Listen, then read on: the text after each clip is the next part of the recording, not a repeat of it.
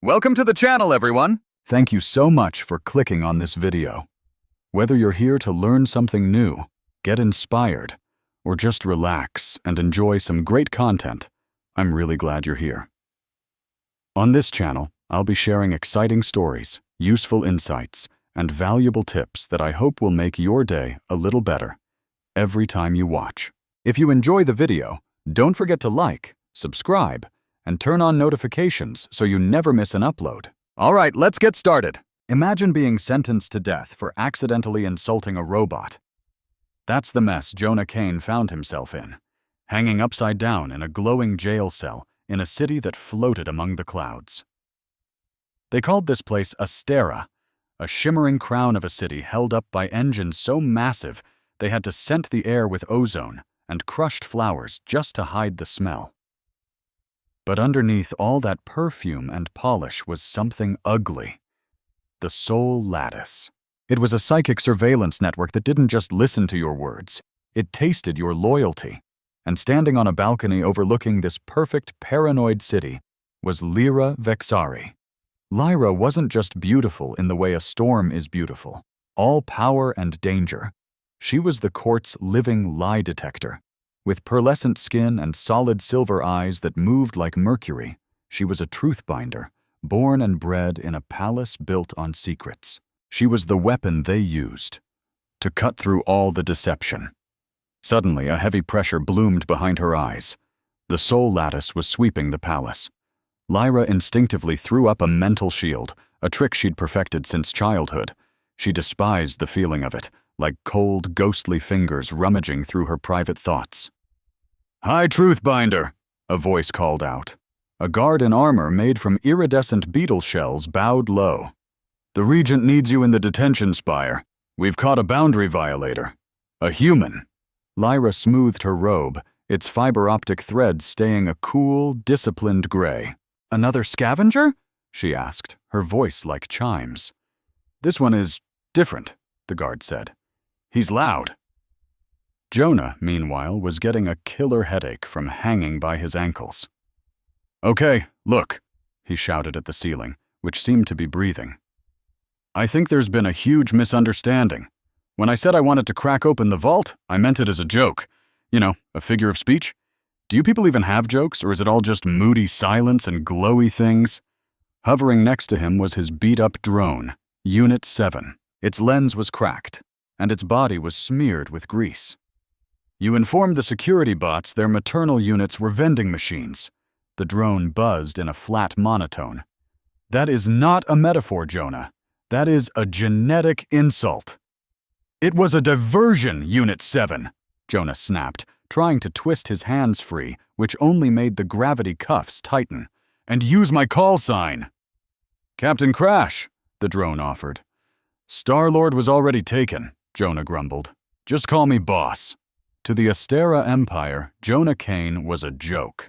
Humans were considered barely intelligent, good for little more than grunt work. He wore a flight jacket that looked like it had survived a war, patched up and smelling like engine grease and stale coffee. The scar on his chin wasn't from a laser knife fight like he claimed. It was from falling off a bar stool on one of Jupiter's moons. He'd been hired to snag a piece of a meteor with old tech inside, a simple snatch-and-grab job. But it had gone wrong. First, his translator chip glitched and broadcast a declaration of war instead of a janitor's clearance code. Then he tried to outfly security drones in his rust bucket freighter, the Rusty Lark. He actually managed to grab the relic, but forgot about the city's hidden gravity wells. His ship stalled, spun 3 times, and crashed, quite gently, into a garden full of singing, carnivorous orchids. And that's how he ended up here. The cell door hissed open, and a woman walked in. For a moment, Jonah forgot he was hanging upside down. He forgot about the execution, the drone, everything. He just stared. She was tall, regal, with lines of silver light etched into her skin. Her presence filled the room, making the air feel thick. It wasn't just her beauty. It felt like gravity itself was drawn to her. "Release him!" she commanded. The guard tapped his wrist, and the cuffs vanished. Jonah dropped 5 feet, landing in a crouch with a groan. He stood up, dusting himself off. "Thanks," he said, flashing a grin that had charmed its fair share of customs officers. "Nice place. A bit sterile, but shiny." Lyra Vexari did not smile. Her silver eyes scanned him as if they could see right through to his soul. She'd seen humans before, but never this close. He smelled like salt and burnt wiring, a real gritty scent in a palace that smelled of nothing. "Name?" she said. "Jonah Kane. Salvage pilot, language expert, and apparently an accidental tourist." "You flew into a royal no-fly zone," Lyra stated, stepping closer. "You attacked 3 security drones, and you destroyed a patch of grand flora older than your entire civilization." "Hey, they shot first," Jonah retorted, jabbing a thumb at his drone. "And for the record, those flowers were hostile. One of them tried to eat my landing strut." "Silence." Lyra raised her hand, revealing a glowing symbol on her palm, a truth sigil. It was the Empire's ultimate legal weapon. With a single touch, a truth binder could feel the very shape of your soul, telling malice from mistake, greed from fear. "Give me your wrist," she ordered. Jonah paused, looking from the glowing mark on her hand to her mercury eyes. "Shouldn't you buy me dinner first?" he quipped. In a flash, she grabbed his wrist. The contact was like lightning. Lyra braced for the usual filth of a criminal's mind, the sharp edges of greed or the cold mud of deceit, but that's not what she found. Instead, a shockwave of pure blue light slammed into her senses. It was a feeling, not a sight. She felt a deep, ancient grief buried under layers of sarcasm. She felt a ridiculously stubborn hope that felt like the first rain after a drought. And beneath it all, she felt a hum, a frequency that matched the one in her own soul, like 2 tuning forks vibrating in perfect harmony. She gasped, snatching her hand back, as if she'd been burned. Jonah stumbled away, rubbing his wrist. "Whoa! A lot of static in here. You might want to get that grounded." Lyra just stared. Her breath hitched. The perfect composure she'd spent 30 years building had just shattered. The lights in the room flickered. She had touched the minds of killers and traitors, but she had never felt anything like him. "What are you?" she whispered. "Just a guy trying to make a living," Jonah said, but his own smart-aleck facade was cracking. The humor vanished from his face, replaced by a strange flicker of recognition. "You felt it, didn't you? The sadness." Lyra drew herself up, forcing the mask of the truth binder back on. "I felt nothing but chaos," she lied. "Your hand is shaking," Jonah pointed out softly. "Silence," Lyra snapped, and the very walls of the cell seemed to ripple with purple light. "You are a trespasser. By the laws of the Purity Decree, I should have you thrown out of the nearest airlock." Jonah's drone beeped. "Probability of survival in a vacuum, 0%. Probability of flash freezing, 100%. Analysis complete." "Shut up, Unit 7, Jonah hissed. Lyra turned from him, her mind racing. The connection she'd felt was impossible. Humans were supposed to be psychically deaf, completely out of sync with the royals of Astera. That was the foundation of their empire, of their superiority. And yet, his heartbeat was echoing in her own chest. "I can't execute you," she said, realizing she was speaking the truth. "Great news," Jonah said, a weak grin plastered on his face. "I'm a huge fan of not dying. But my good fortune ended there." "I can't let you go," Lyra shot back, her voice like ice. "You've seen our palace defenses. You've breached the outer perimeter. If I release you, you're a security risk." She paused, and for a split second, something other than duty flickered in her eyes. It was the same strange feeling she had, like he was the missing piece of a song she'd been humming her whole life. "And if you kill me, Jonah jumped in. "It'll be a public relations nightmare." Lyra's expression hardened again. "No, it'll just be messy." She tapped a communicator on her wrist. "This is Truthbinder Vexari, processing prisoner 9 Alpha. The subject is insignificant. Don't waste energy on an execution. Just remand him to the indentured labor pool." A robotic voice echoed back. "Labor assignment confirmed." "Designation, Archive Maintenance," Lyra commanded. "He can scrub the memory conduits." Jonah's jaw dropped. "Janitor duty? Seriously? I have a doctorate in exolinguistics." Okay, so it was an honorary doctorate from a website, but the point still stood. "You will scrub," Lyra said, her voice dropping to a dangerously low whisper. "Or you will swim home through the stratosphere." "Make your choice, human." Jonah sighed, defeated. "Fine. Where's the mop?" 3 days later, the Royal Court of Astera was throwing the party of the century. It was a gala celebrating the Purity Decree, a shiny new law that basically made it illegal for different species to hang out. It banned trade with civilizations deemed less evolved, blocked travel to the Outer Rim, and, this was the real kicker, made it an act of biological terrorism for any Astera royal to fall in love with a non-royal. The Grand Hall was a breathtaking cavern of light, with a floor made of crystal that showed the clouds swirling thousands of feet below. Courtiers in shimmering liquid robes drifted through the room, their minds connected in a psychic network, gossiping at the speed of thought. Lyra stood by the throne, clutching a glass of nectar she had no plans to drink.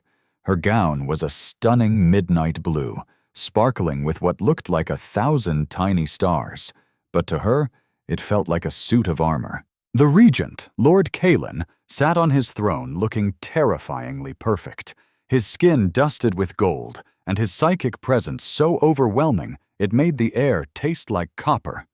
He was chatting with a group of biopriests, whose faces were hidden behind creepy masks of white bone.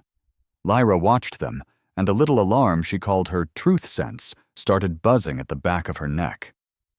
They were hiding something. The joy in the room felt fake, and underneath all the psychic backpatting she could feel a current of pure anxiety. She needed to get out of there. Slipping away from the crowd, she headed for the lower archives, telling herself she was just going to check on the prisoner. She found Jonah in hallway 4B.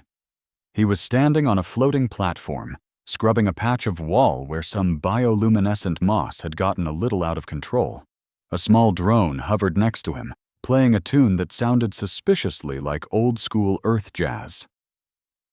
"You missed a spot," Lyra said, making him jump so hard he almost fell off the lift. He spun around, soap suds flying from his elbow. "You people really need to wear bells," he grumbled, wiping his hands on his dirty coveralls. "And for the record, this isn't moss. It's a sentient mold. It just tried to have a deep conversation with me about the meaning of existence." Lyra stepped closer, into the dim light of the data streams flowing through the glass walls. In the soft glow, Jonah looked less like a scruffy scavenger and more like someone from another time. "Enjoying the party?" he asked, nodding up at the ceiling where the faint sound of music drifted down. "Celebrating the fact that guys like me are now officially considered germs?" "I'm not celebrating," Lyra said softly. "I'm observing." Jonah lowered the platform until they were face to face. "You don't look like an observer," he said gently. "You look like someone who's waiting for the roof to cave in." Lyra flinched. "Don't you dare presume to read me, human. You don't have the hardware for it." "I don't need psychic powers to see that you're exhausted," Jonah replied, his usual sarcastic tone gone. "You walk around like you're carrying a backpack full of rocks." Lyra quickly looked away. That strange connection was back, that feeling of calm that washed over her whenever he was near. It scared her to death. "The Purity Decree is necessary," she recited, the words tasting like ash in her mouth, "to preserve the potency of the royal bloodline." Jonah snorted. "Yeah, I read the brochure. Purity is power. It's catchy, but it also sounds super defensive. If you're all so powerful, why are you so scared of mixing things up a little? It's not fear, it's science. It's a cage, Jonah shot back, leaning against the wall. Where I come from, we have a saying, you can't make an omelet without breaking a few eggs. Lyra just frowned. Why would you destroy the reproductive cycle of a bird just for a simple meal? Jonah let out a warm, genuine laugh that echoed down the hall. It means progress is messy. Change is messy. You can't keep everything locked in a perfect little box forever. Eventually, the shell cracks. Lyra just stared at him. The shell cracks. I have to go, she said suddenly. Wait, Jonah called after her. I've got another one for you. Let the cat out of the bag. Why would a feline be in a sack? It means to reveal a secret, Jonah said with a grin. Tell that one to your regent. Lyra returned to the gala, her mind spinning. The regent was raising his chalice for a toast. To the eternal stability of our timeline, Lord Kaelin's voice boomed through the hall. To the sanctity of our blood. The crowd roared its approval. Lyra happened to be standing next to a stuffy diplomat with 3 eyes and a clunky breathing apparatus. A magnificent speech, the diplomat gurgled. The regent ensures no secrets can threaten our perfect order. Lyra watched Kaelin smile. It was stretched thin, completely fake. Yes, she said, her voice cutting through a brief silence in the music. But one must be careful. We wouldn't want to let the feline out of the sack, would we?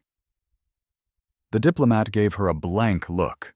The regent froze, his eyes narrowing on her. The phrase was nonsense to them, but her rebellious tone was crystal clear. Pardon me? The diplomat asked. Lyra felt a hot blush creep up her neck as she realized the human's words had just slipped out. Nothing, she mumbled. A simple translation error. She turned and practically ran from the hall, her heart pounding. Meanwhile, down in the archives, Jonah was officially bored. Hey, Unit 7, he said to his little drone. Go scout the upper vents and see if you can find a kitchen. I'm starving. The drone beeped. Illegal surveillance is a violation of your parole. I'm not spying. I'm foraging. Now go. The drone whirred and zipped up into a ventilation shaft. Jonah leaned back, closing his eyes, but he couldn't stop thinking about Lyra. Specifically, he couldn't stop thinking about the lost and lonely person he saw whenever she dropped her scary Truthbinder act. Suddenly, a notification lit up his vision. Unit 7 was streaming audio. What is it? He whispered, tapping his ear. Find any cake? Negative, the drone's voice buzzed back. I have detected encrypted vocal patterns. High-priority targets. Jonah frowned and synced his vision with the drone's camera. The video was shaky, showing a private room high up in the palace. 2 figures stood in the shadows, the regent and one of those bone-masked bio-priests.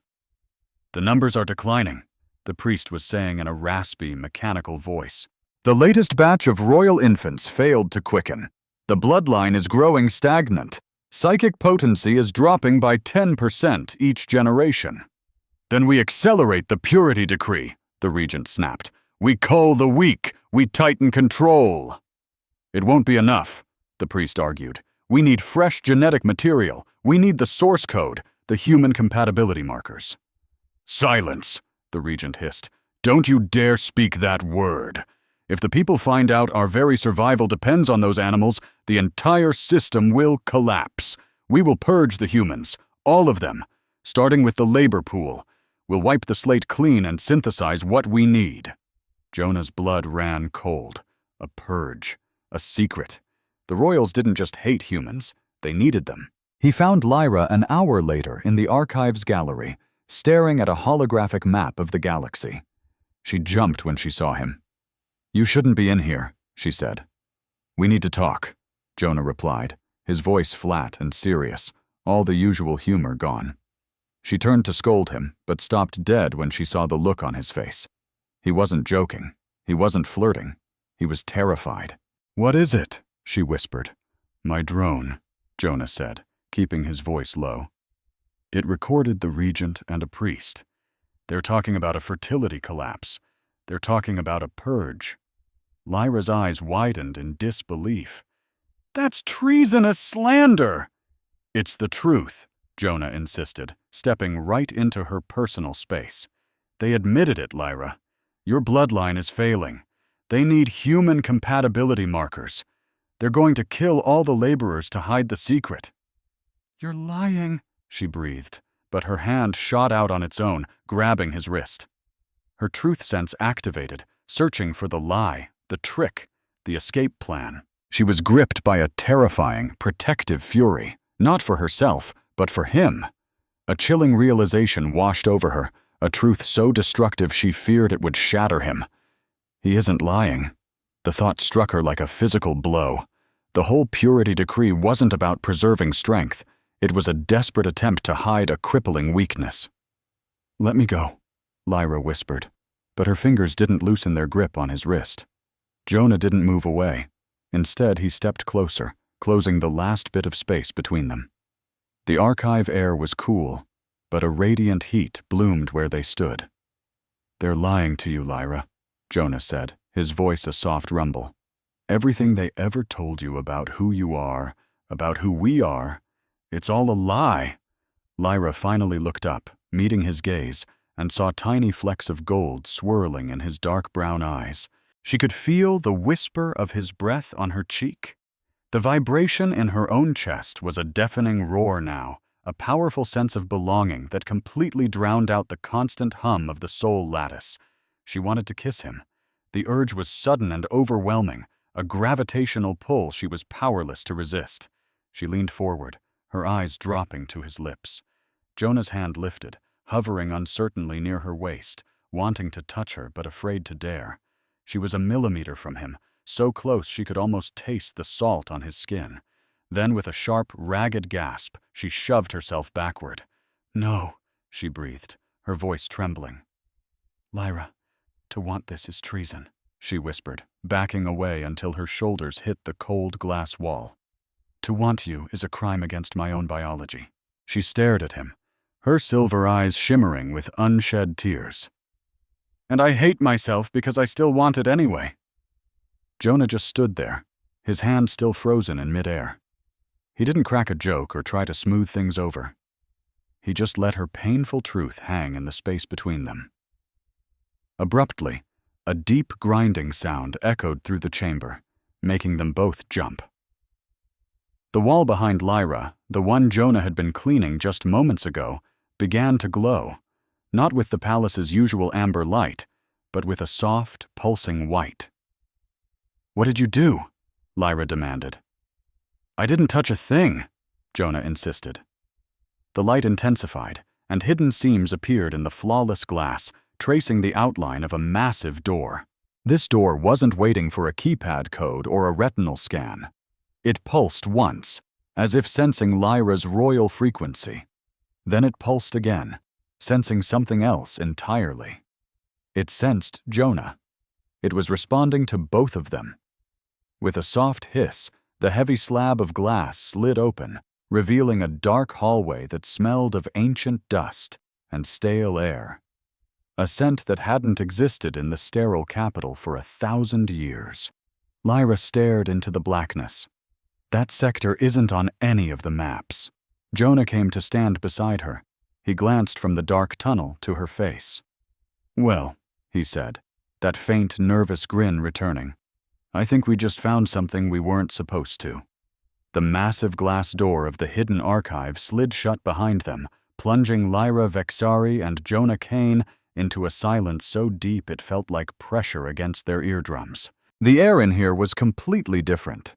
It didn't have the metallic tang of recycled ozone from the capital. It smelled of rich soil, of rain, and of old paper, scents that had been engineered out of existence in the empire above. "This isn't a room," Jonah whispered, his eyes wide as he looked up. "It's a brain." He was right. The chamber was a perfect sphere made of pulsing, translucent membranes, vast sheets of organic tissue that stretched from the floor to the ceiling. They shimmered with a living, bioluminescent blue, glowing brighter in response to their body heat. As Lyra took a step, the floor rippled beneath her feet, and the membranes flared, sensing the unique genetic frequency in her blood. But it wasn't just reacting to her. When Jonah moved, the light shifted to a warm, vibrant gold. The two colors, her royal blue and his human gold, began to swirl through the air, mixing and merging into a blinding white light that chased every shadow from the room. Lyra reached out with a trembling hand and touched the nearest membrane. "Show us," she commanded. In an instant, the room dissolved around them. They were no longer standing in an archive. They were floating in a storm of memories. Images, raw and unfiltered, were projected directly into their minds, bypassing the sanitized history of the soul lattice. They saw the founding of Astera. They saw the first royals, who were not the towering, godlike beings from the statues in the capital. They were ordinary men and women, standing shoulder to shoulder with humans. They were holding hands. They were laughing. Lyra gasped as the images flew past. She saw a royal woman nursing a baby, while the father, a human pilot with grease on his hands, looked on with love. She saw complex genetic charts scrolling by, double helixes that proved the royals' psychic gifts were unstable alone. The powers would eventually burn out their hosts. They needed the grounding resilience of human DNA just to survive. "We were partners," Lyra breathed, a wave of horror rising in her throat. "We weren't gods. We were hybrids." Then the memories turned dark. They saw the rise of the first regent and the construction of the soul lattice, not as a shield, but as a cage. It was designed to overwrite the collective memory of the entire population, to erase the true history of cooperation and replace it with the lie of purity. And then came the final, personal blow. A file materialized in the air right in front of Lyra, stamped with her own family crest. She watched, paralyzed, as the record laid out the medical history of the Vexari line. Subject: Lyra Vexari. Status: high potential. Procedure: sterilization confirmed via biopriesthood during rite of ascendance. Method: chemical suppression of reproductive centers to ensure reliance on state-controlled breeding programs. Lyra collapsed to her knees. The rite of ascendance she'd undergone at 16 wasn't a tradition. The ceremony she believed was meant to awaken her full power. It had been a surgery. They had hollowed her out. "They stole it," she whispered, her hands clutching her stomach. "They stole my future." Jonah knelt beside her, his hand hovering over her back, unsure if he was even allowed to touch the princess who had just crumbled before his eyes.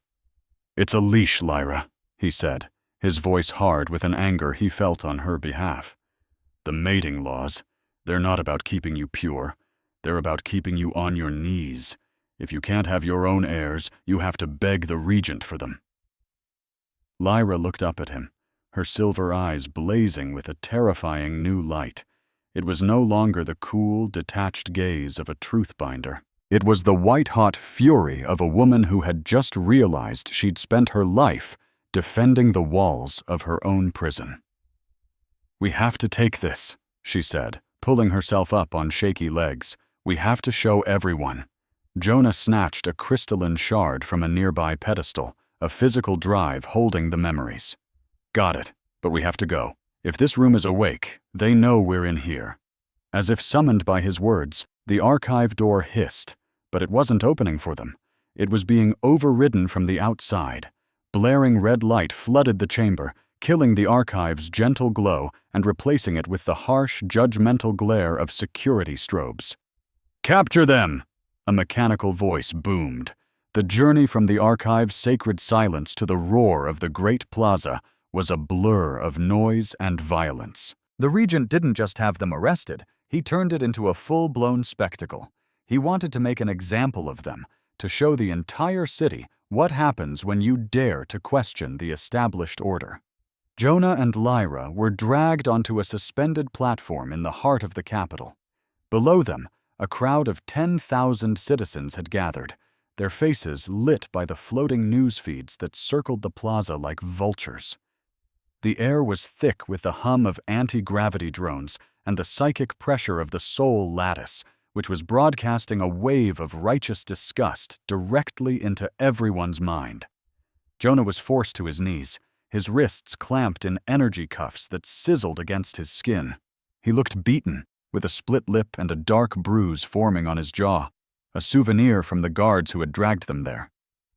Lyra stood beside him. She wasn't in chains, but she was flanked by 4 biopriests, their bone-white masks staring at her like empty skulls. The regent, Lord Kalin, stood at the podium, looking both magnificent and terrifying in his golden robes that billowed in the wind. "Citizens of Astera," his voice thundered, and the crowd fell silent. "We stand at a crossroads. We strive for perfection, for the purity of our spirit, and yet," he turned, pointing a perfectly manicured finger at Jonah, "we are dragged down by the mud. This creature, this scavenger, has dared to touch our sacred archives. He has dared to pollute the mind of a high truth binder." A low murmur rippled through the crowd, like a rising tide of anger. Kalin then turned to Lyra. "Lady Vixari, you are a victim. We all know this. The human used his crude biological tricks to confuse you, but you are a truth binder. You can see the stain on his very soul." He stepped closer, his voice dropping to a serpent's hiss that only she could hear. "Do it, Lyra. Condemn him. Read his mind, and tell the people what a corrupting animal he is, and I will restore your status. Refuse, and you will burn right alongside him." Lyra looked out at the massive crowd. She saw the hate in their eyes, a hate that had been carefully manufactured over centuries of lies. Then her gaze found Jonah. He didn't look scared. He just looked back at her with that same infuriatingly defiant smirk, though his eyes were soft with concern for her. "Don't do it!" his expression screamed. "Save yourself!" Lyra stepped forward and placed her hand on Jonah's head. The entire crowd leaned in. The camera drone zoomed closer. "I sense," Lyra began, her voice amplified across the entire plaza. She closed her eyes. She felt the warmth radiating from him. She felt the fear he was hiding for her. She felt the solid integrity of a man who would crash a ship into a garden for a paycheck, but who would die in absolute silence to protect a stranger. "I sense no corruption," Lyra declared, her voice ringing out like a crystal bell in the sudden silence. The regent froze. The crowd gasped. "I sense no greed," Lyra continued, opening her eyes and staring straight into the camera lens. "I sense only truth. I sense a soul that is brighter than half the court standing on this very stage." She then turned, her face like stone, and fixed her gaze on the regent. "He's innocent," I declared, my voice cutting through the tense silence of the plaza. "And by the laws of the truth binders, I demand mercy!" For a heartbeat, you could have heard a pin drop. Then a shriek erupted from the crowd, a sound of pure, brainwashed horror. "Humans don't mate with royals!" It was like a spark in a tinderbox. The phrase caught, spreading like wildfire until it was a thunderous chant, a roar of outrage. The mob crashed against the energy barriers, their faces twisted in a panic, their entire worldview threatened. The regent, my father, didn't even flinch. He just smiled, a small, sad little smile that chilled me to the bone. "I was afraid of this," he said into the mic, his voice booming across the plaza as he gestured to the giant holographic screens overhead. "Now you will all see the true depth of this poison." The screens roared to life, showing grainy footage of me and Jonah in the archive hallway. It was the moment we almost kissed, but they had twisted it into something monstrous. The lighting was dark and menacing, the audio warped to make Jonah sound like a predator, his movements aggressive and cruel. They made me look like I was in a trance, my eyes glassy and unfocused. It was a masterpiece of propaganda designed to look like an assault and a seduction, hitting every single xenophobic button in the Astera psyche. "He has infected her," the regent bellowed, "with a neural virus. He has enslaved my daughter." The crowd lost its mind, screaming for blood. "Execution! Execution!" Jonah just glanced up at me and whispered, "Wow, that is some seriously bad editing. I've never looked that evil in my entire life," he added. "We have to go now," I hissed, grabbing his shoulder. "And go where exactly?" he asked, nodding toward the wall of guards that was closing in around us. "Take them to the holding corridor," the regent commanded, "and prepare the execution spire." The holding corridor was a stark white hallway behind the stage, lined with energy suppression fields that made the air feel thick and heavy. Guards shoved us inside and sealed both ends with shimmering laser grids. For the first time in hours, we were alone. I slid down the wall, my whole body shaking as the adrenaline wore off. "They're going to kill you," I whispered, the words catching in my throat. "Well," Jonah said, "they're definitely going to try." He was already pacing the small space, tapping the walls, searching for any panel, any weak spot, any chance at all. But it was solid, blast-proof alloy. He finally stopped and looked at me. "Hey, look at me." I lifted my head. My perfect royal composure was gone. I probably looked like a lost little girl who'd just discovered the world was a lie. "You defended me," Jonah said, his voice soft with amazement. "You stood up there in front of everyone and told that scary guy in the gold hat to stick it." "You're innocent," I said, wiping away a stray tear. "It was the truth." "It was suicide," he corrected gently. "But it was awesome." He moved closer, raising a hand to my face before stopping just inches away. The air between us buzzed from the suppression field, but there was another kind of electricity there too, one that had been building since the day we met. "I'm so sorry," I said, my voice breaking. "I got you into this mess." Jonah actually laughed, a short, sharp sound. "Lady, I literally crash-landed in your backyard. I think I got myself into this." He leaned in, resting his forehead against mine, our skin not quite touching. We were both trembling. The crowd was roaring for our deaths just outside the walls, but in that moment, all I could feel was the warmth radiating from him. "If we make it out of this," he whispered, "I'm going to teach you some way better expressions. That cat-in-the-bag thing is for amateurs." "If we make it out of this," I whispered back, "I'll listen to every single one of your terrible jokes." And then a scream tore out of my throat, not from fear, but from pure, blinding agony. I clutched my head, my back arching as I slid down the wall in a heap. "Lyra!" Jonah yelled, dropping to his knees beside me. "Get out!" I gasped, pressing my palms against my temples. "It's inside! The soul lattice!" The regent wasn't even waiting for a public execution. He was trying to kill my spirit remotely. Inside my mind, our people's psychic network became a wildfire, burning away my resistance, my feelings. Command reset. Command purge emotional attachment. Command loyalty.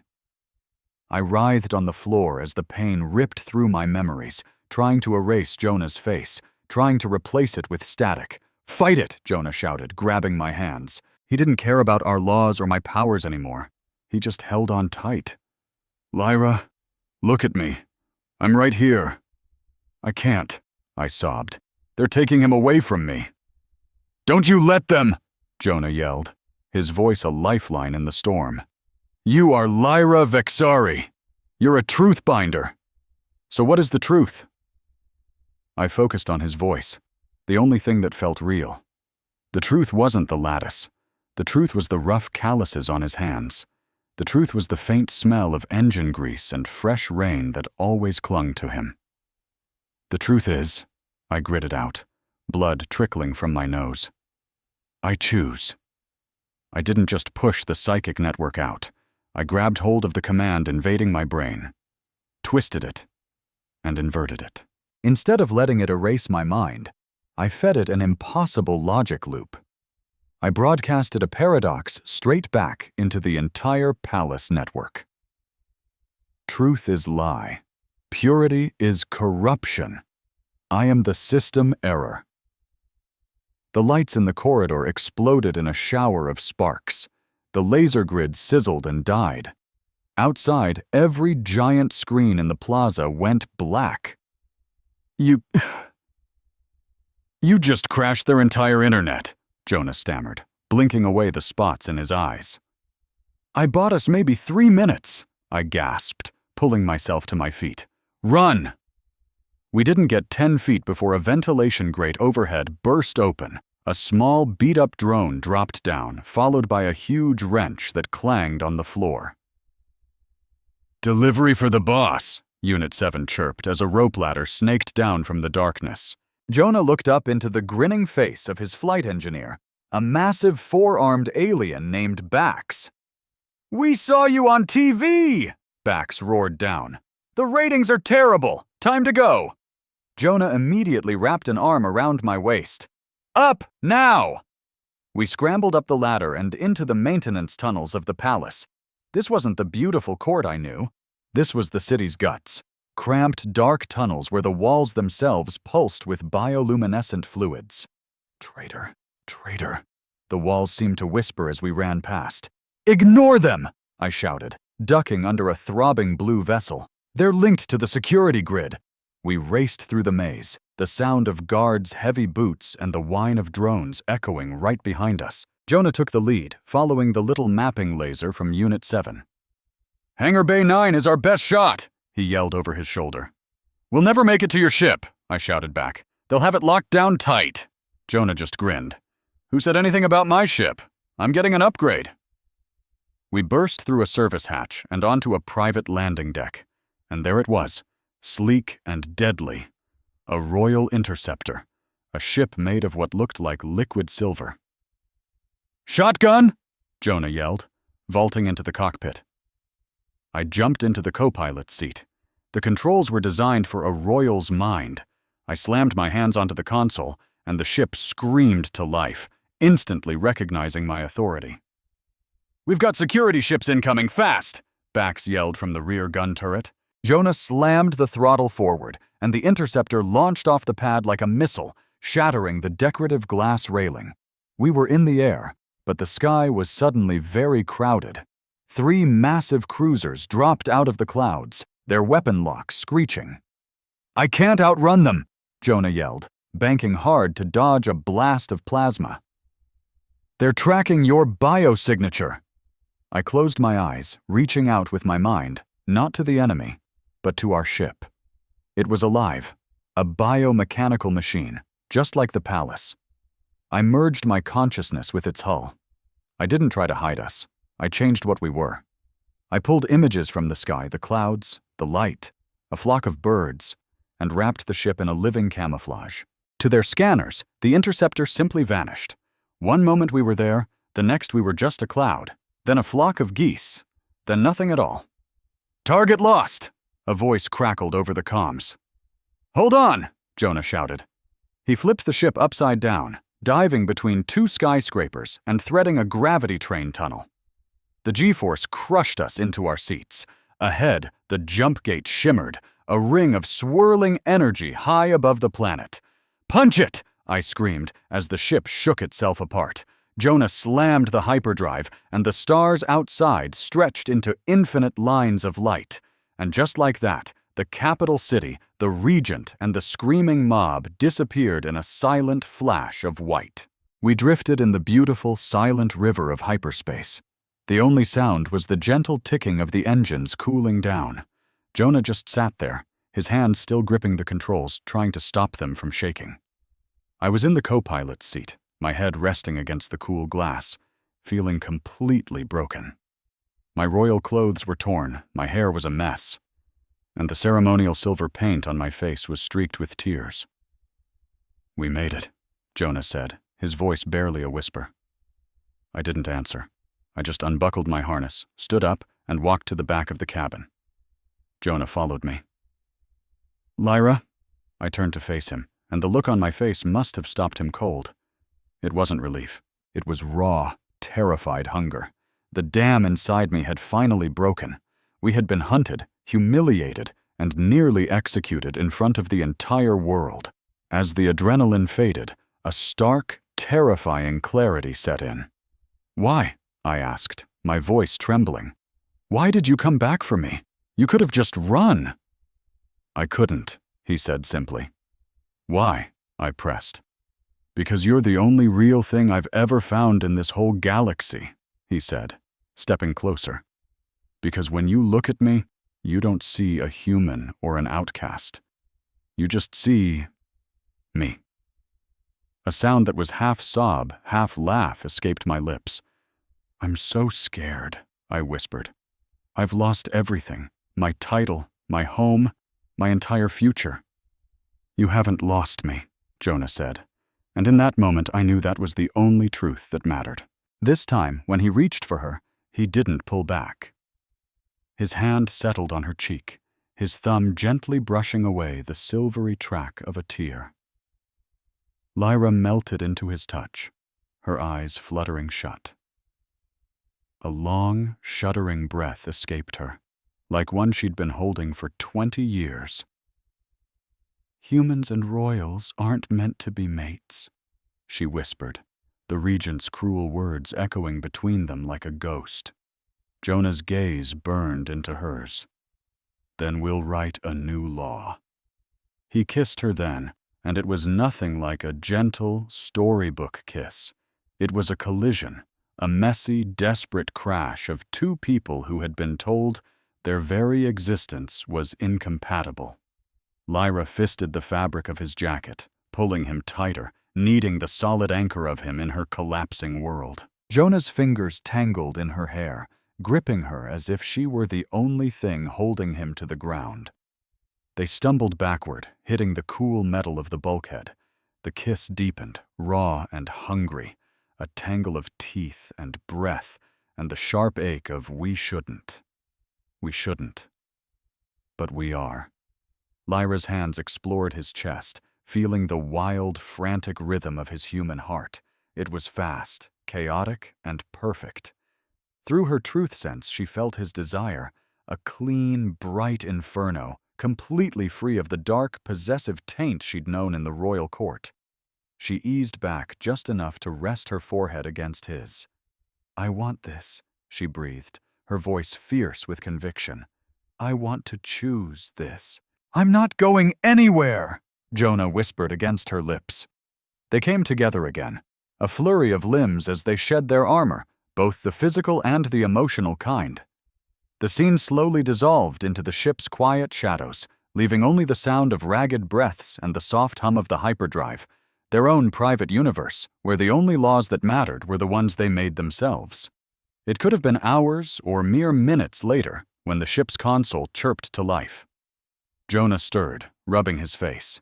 He was on the cabin floor, his jacket cast aside, with Lyra sleeping soundly, her head resting on his shoulder.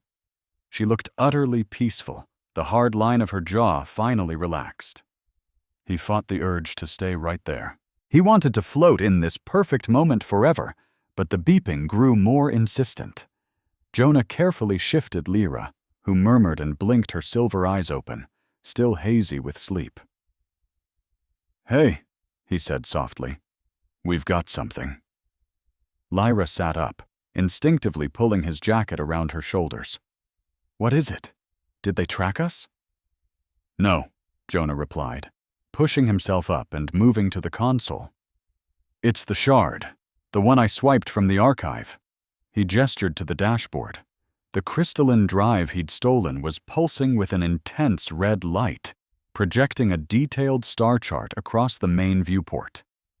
"It activated the second we crossed the sector line. It's giving us a set of coordinates," Jonah said, his eyes scanning the data. "It's pointing to the outer rim, a planet called Oak Haven, known as a smuggler's den." Lyra stared at the map, her finger tracing the glowing red line to its final stop. "Hold on," she said, tapping a small blinking text file attached to the coordinates. The words were in the ancient dialect of the First Royals. Lyra read it aloud, and her voice sent a chill through the cabin. Project Origin, First Blood, Sanctuary for the Hybrid Line. She looked up at Jonah, her eyes wide. This isn't just a den for criminals. It's a ruin. It's where the first of our kind went to hide. Jonah's gaze shifted from the map back to Lyra, his expression hardening. The Regent said he was going to purge the humans, he recalled grimly. Wipe the slate clean. We can't let him, Lyra declared. She rose to her feet, the jacket falling from her shoulders. In the dim light of the stolen ship, she looked regal once more, but this was a different kind of royalty, one forged in fire, not just inherited by blood. We're going there, she said, her voice ringing with purpose. We are going to find whatever is buried at First Blood. She then met Jonah's eyes, and a dangerous promise flared within hers. And then we're coming back, and we're going to burn his entire lie to the ground. A sharp, dangerous grin spread across Jonah's face. Plotting a course for Oakhaven, he announced, keying in the coordinates. Hang on, Your Highness, this is about to get bumpy. The interceptor banked sharply, its engines burning a brilliant blue as it plunged into the void, racing toward the edge of the map where both monsters and the truth were waiting. Oakhaven wasn't so much a planet as it was a cosmic joke that a bunch of people decided to live on. Tucked away on the fringes of the uncharted rim, it was a place where the laws of physics felt more like friendly suggestions. The air was a thick soup of neon smog and supercharged ions, and the gravity had a mind of its own. One minute you'd be walking down the street, and the next a mini gravity storm would hit, sending your coffee floating out of its cup toward the sky. Jonah had to fight the controls to get the interceptor through the turbulent atmosphere, the ship groaning as if it was in pain. Easy, girl, he muttered, giving the dashboard a reassuring pat. I know. You're used to fancy royal hangars and being polished with silk cloths.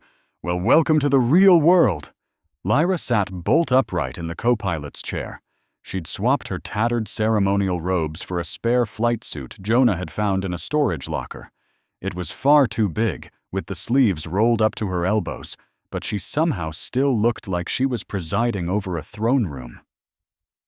She peered through the viewport at the sprawling, vertical city below, a chaotic mess of scrap metal towers and glowing market spires that stabbed through the smog. It's overwhelming, Lyra said, her truth-sensing abilities already buzzing from the sheer psychic noise of the place. The whole city felt like a migraine waiting to happen. It's incredible, Jonah corrected, a wide grin on his face as he slammed the landing gear into place. It's the armpit of the galaxy. Lyra, there are no laws, no soul-binding lattice, and they have the best noodles you will ever taste. They touched down on a massive, rusted landing pad that creaked ominously under the ship's weight. Before the engines could even begin to cool, a shimmering holographic barrier fizzed into existence around them. A gruff voice crackled over the external comms. Unidentified vessel. This is Oakhaven Port Authority. Prepare for species verification and a full cargo scan. Jonah swore under his breath. Port Authority? Since when does this rock have any kind of government? Things must have changed, Lyra said, her eyes narrowing. What's the plan? If they scan my biosignature, the Regent will have our location in 5 seconds. Jonah unstrapped himself, his mind already spinning. He looked over at Lyra. The flight suit might have hidden her royal markings, but there was no hiding the powerful way she carried herself. She looked like a statue carved from diamond. Okay, new plan, Jonah said, grabbing a datapad and quickly forging a new identification profile. We are not a royal truthbinder and a fugitive pilot. We are incredibly boring, completely forgettable. He tossed her a pair of dark-lensed goggles. Put these on, and no matter what happens, you let me do all the talking. We're just a couple of freelance haulers looking for a mechanic. And if they ask about my species? Lyra asked, sliding the goggles over her luminous silver eyes. Jonah looked her over. The goggles made her look like some kind of high-strung, nerdy mechanic. It was surprisingly cute. We lie, he said simply. The airlock hissed open, letting in a gust of humid, oil-stenched air along with a squad of Port Authority guards. They were big, brawny guys carrying plasma rifles that looked like they'd been cobbled together from spare parts. "Papers," the one in charge grunted, chewing on a stimulant stick. Jonah shuffled forward, hunching his shoulders to look tired and unimportant. He held out the datapad. "Captain Jackson and, First Mate Vex. We ran into some trouble in an asteroid field out near Sector 7. Just need a quick patch job and some fuel." The guard barely glanced at the datapad. His eyes landed on Lyra and stayed there. He squinted. "She's tall," the guard observed. "Pale, too. And my scanner's picking up a weird energy signature. What is she?" Lyra went rigid. She was used to giving commands and compelling the truth, not cowering under the stare of some backwater thug. Jonah quickly stepped between them, forcing a nervous laugh. "Oh, her? She's a moon-born albino from the Krell system. Really sensitive to light, and, she's got a bit of a temper." The guard frowned. "I need to scan her. It's standard procedure for refugees." Jonah's heart slammed against his ribs. One scan, and her royal DNA would light up like a supernova. He needed a distraction, a good reason for her bio readings to be all over the place. "You can't scan her," Jonah said, dropping his voice to a conspiratorial whisper. "And why not?" "Because she's hormonal," Jonah blurted out, wincing as if he was sharing a painful secret. "Look, officer, we're not just partners. We're marriage bonded. Newlyweds, actually. And trust me, the honeymoon phase is definitely over. If you point that scanner at her right now, she might just scream. And when she screams, her species lets off this pheromone. It'll make all your hair fall out." The guard froze. He looked from Jonah to Lyra. Playing along, Lyra crossed her arms and let out an audible huff of pure, regal irritation. She wasn't even acting. She was genuinely offended by the smell of the guard's stimulant stick. "Is that true?" the guard asked her. Lyra tilted her chin up, pouring every ounce of her commanding presence into a single, terrifying nod. "Touch me with that thing," she hissed, her voice dripping with ice, "and you will live to regret it." The guard took an involuntary step back, his hand instinctively going to his hair. "Right, okay. No scanners. Just pay the docking fee and keep your lovers' quarrels on your own ship." Jonah quickly slapped a credit chip into the guard's outstretched palm. "You're a lifesaver, Chief."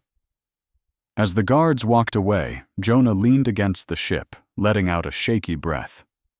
"Marriage bonded?" Lyra asked, raising one eyebrow from behind her goggles. "Hormonal?" "Hey, it worked, didn't it?" Jonah shot back, wiping a bead of sweat from his brow. "Welcome to married life, darling." They ventured into the neon-lit bazaars of Oakhaven, pulling their hoods up to blend in. The market was an assault on the senses, with stalls selling everything from levitating fruit to black market cybernetics. Imagine being born a crime. Your very existence makes you a target, hunted by fanatics who want to erase you from the universe. That was Lyra's life. And me? I was Jonah, the guy who was supposed to guide her through a black market that smelled like fried circuits, weird spices, and pure desperation.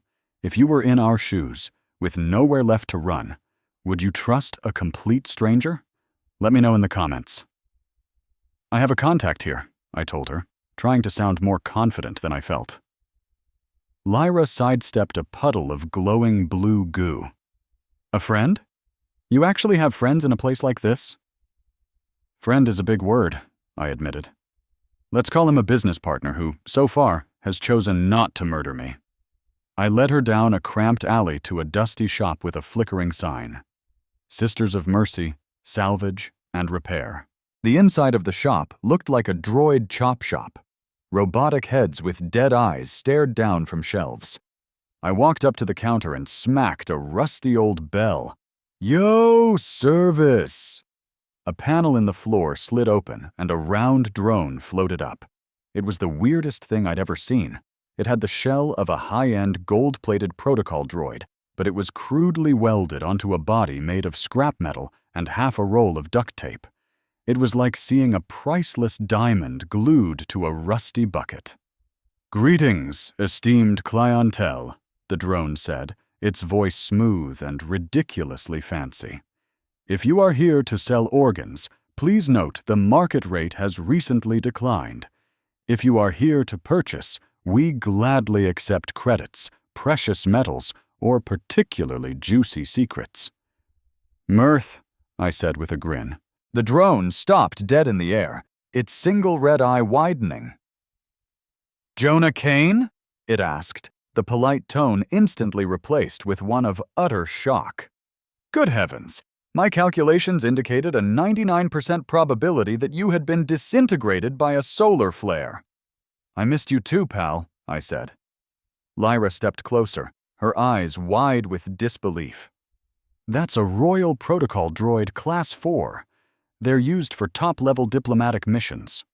"An astute observation, madam," the drone said, swiveling to face her. "I am the mind of infinite recursive thought and humor. You may call me Mirth. I was once the personal attendant to the Duchess of Var, until she found my wit excessively dry and sold me for spare parts. I am now the proprietor of this fine establishment. It is far more fulfilling, I assure you. The dust bunnies make for surprisingly engaging company," Mirth added. "Mirth, we need your help," I said, my smile fading. "We're looking for a historian, someone who knows about pre-Empire tech, specifically memory shards." Mirth made a whirring sound, like an old computer booting up. "Ah, you must mean old Jarek, the keeper of dust. He has a little shop in the sunken quarter. But I must warn you, he's got company." "What kind of company?" Lyra asked. "The kind that wears masks made of bone," Mirth said. Lyra went pale. "The bio-priests," she whispered. "They're here." "They arrived approximately 2 hours ago," Mirth confirmed. "They are sweeping the city with psychic beacons. They're searching for a particular signature. A royal one." The drone drifted toward Lyra, its red eye scanning her. "In fact, madam, if I may be so bold, you are currently broadcasting that signature louder than a star going supernova. You might as well be wearing a giant flashing sign that says, 'Regent found here, please disintegrate.'" "I can't shut it off," Lyra said, her voice tight with frustration. "It's part of me." "Then we have to go now," I said. "Mirth, can you get us to the ruin zone?" The shard pointed to a place called First Blood. "First Blood?" Mirth's optical sensor blinked rapidly. "Oh dear. That's a highly restricted zone. The gravity there is temperamental. But very well, I shall assist. I've been terribly bored, and helping a fugitive royal seems like a splendid way to void my warranty." We didn't even make it out of the district.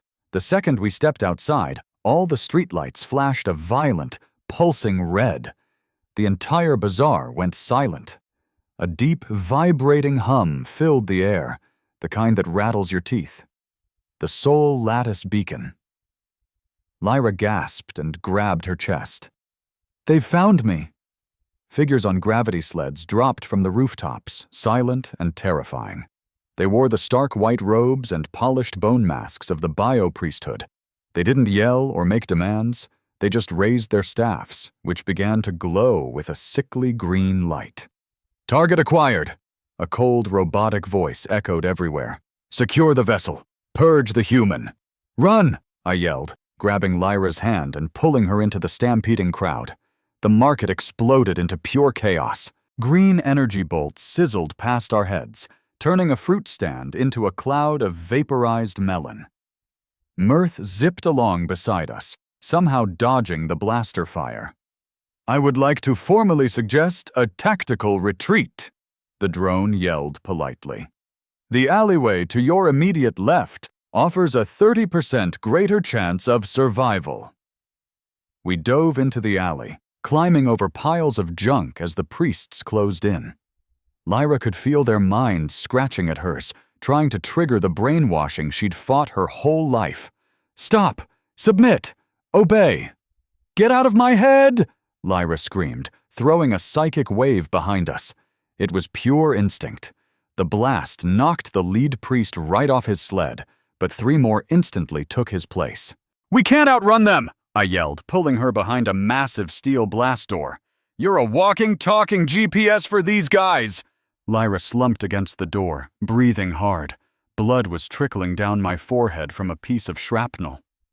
"Leave me," she said, her voice trembling. "Jonah, no. They want me. If we split up, you can get away." "I am not leaving you," I said, grabbing her by the shoulders. "Think, Lyra, the shard, the files from the archive, what did they say?" "That royals were hybrids," she choked out. "That they needed human DNA to stabilize their powers." "Exactly. So maybe it works both ways," I said, my eyes wild with a desperate idea. "If our DNA stabilizes you, maybe it can hide you too. Maybe it can mask your signal." I pulled the crystal shard from my pocket. It was glowing, pulsing in perfect time with Lyra's panicked heartbeat. "There's a device in the ruins," I said, talking fast. "A resonance chamber. The records called it a binding stone. If we can get there, if we can sync our biosignatures, maybe we can scramble your frequency." "That's a theory, Jonah," Lyra cried. "A crazy guess." "It's better than getting your brain scooped out by a guy in a bone mask," I shot back. Just then, the blast door groaned and buckled as a plasma ram hit it from the other side. "Mirth!" I yelled. "Lock this door!" "I shall attempt a hard seal," Mirth chirped. "It should hold them for approximately 4 minutes. I suggest you both run as if your trousers are ablaze." "Do it!" The run to the ruin zone was a nightmare of shifting gravity and burning lungs. We left the city and entered a landscape of jagged purple crystals that looked like the planet's broken teeth. This was First Blood, the crash site of an ancient colony ship, now overgrown with strange psychoreactive minerals. The moment we entered the crystal caverns, things got weird. The crystals weren't just reflecting light, they were reflecting our emotions. As Lyra passed a huge cluster of quartz, the air turned ice cold and blue, and a hologram flickered into existence. It was a vision of her as a little girl, sitting all alone in a massive palace room, crying without making a sound. "My memories," Lyra whispered, horrified. "It's playing my memories." I walked past another crystal, and the air filled with a sharp, anxious yellow. A vision of me appeared, younger, scruffier, holding the hand of an old woman as she lay dying in a sterile medical bay. "Don't let them erase us, Jonah," the woman in the vision whispered. "You're the keeper now." I froze, staring at the ghost of my grandmother. "You never told me about her," Lyra said softly, the chase forgotten for a second. I swallowed hard. "That's Nana Rose. She raised me." I looked at Lyra, feeling completely exposed. "She wasn't just a cargo pilot, Lyra. She was part of the Order of the Gene, a secret group of humans who preserved the old bloodlines. The bloodlines that were compatible with royals," Lyra finished, her eyes widening in understanding. I nodded. "That's why I could open the archive. That's why you felt that connection when we first met. It wasn't a coincidence. I was bred for this, Lyra. Just like you were bred to be a weapon, I was bred to be a living key." I looked away, the bitterness rising in my throat. "That's all I am to them. Spare parts. A biological failsafe for a dynasty that despises my very existence." "Jonah?" Lyra reached for my hand, but just then the ground shook violently. The crystals flared with blinding light. We had reached the heart of the ruins. Before us was a huge underground lake, its water black and still as glass. In the middle of the lake, a platform of ancient white stone hummed with raw power. On the platform stood a strange device, 2 pillars of black obsidian that curved toward each other, forming an archway of empty space. The resonance chamber. "We're here," I said. We waded through the shallow, warm water, which felt thick and clung to our boots. As we climbed onto the platform, we saw them. High up on the cavern ledges, the white robes of the bio-priests appeared against the dark rock. They have nowhere to run, a voice echoed down. I looked at the obsidian pillars. The shard in my pocket was almost too hot to touch. I pulled it out and slid it into a slot on a pedestal. The archway lit up, and the air between the pillars began to shimmer and distort. How does it work? Lyra asked, her voice shaking. We have to complete the circuit, I said. We have to stand inside, and we have to sink. I looked her right in the eye. Lyra, this is more than just holding hands. The record said it merges biorhythms. It merges minds. If we do this, I'll see everything inside your head. And you'll see everything in mine. No more secrets. Lyra looked up at the priests on the ridge. Green energy bolts were already starting to splash down into the black lake around us. I don't care about secrets, she said, her voice suddenly firm. I care about us. I took her hand. It was trembling, but she squeezed back hard. Okay, I said. On 3. 1, 2, 3. We stepped together into the light, and the world disappeared. There was no Ka, no ancient ritual, no stone altar. There was only him. The feeling of Jonah crashed into Lyra like an ocean. She tried to breathe, but the only air was his own gasp filling her lungs. His heart hammered inside her chest, a heavy, frantic rhythm. She could feel the landscape of his mind, rough like sandpaper and warm like worn wood. And she felt his fear. It wasn't the fear of death. It was the deep, gnawing fear of never being good enough. The crushing weight of just being a guy in a universe full of gods. The shame of being broke, the desperate need to mean something. Beneath it all, she felt his desire for her, so massive and terrifyingly pure it almost broke her. He didn't want a princess or a psychic weapon. He wanted her, the first thing in his life that ever felt real. I'm just a mechanic, his thought whispered through her. I'm just a piece of equipment. Lyra fought back, flooding their new connection with her own truth. She made him feel the cold, echoing loneliness of the palace, the bone-deep exhaustion of being a living lie detector. She showed him the exact moment she first saw him across a crowded room, a single spark of life in her perfectly curated, dead world.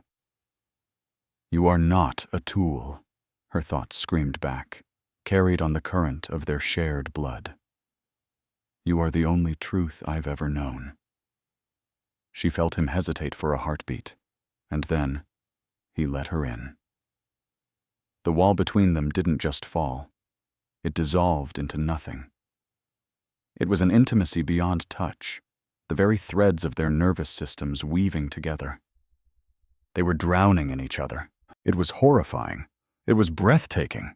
Lyra felt her royal frequency, that high-pitched shriek broadcast across the galaxy that marked her as property of the crown, start to flicker and fail.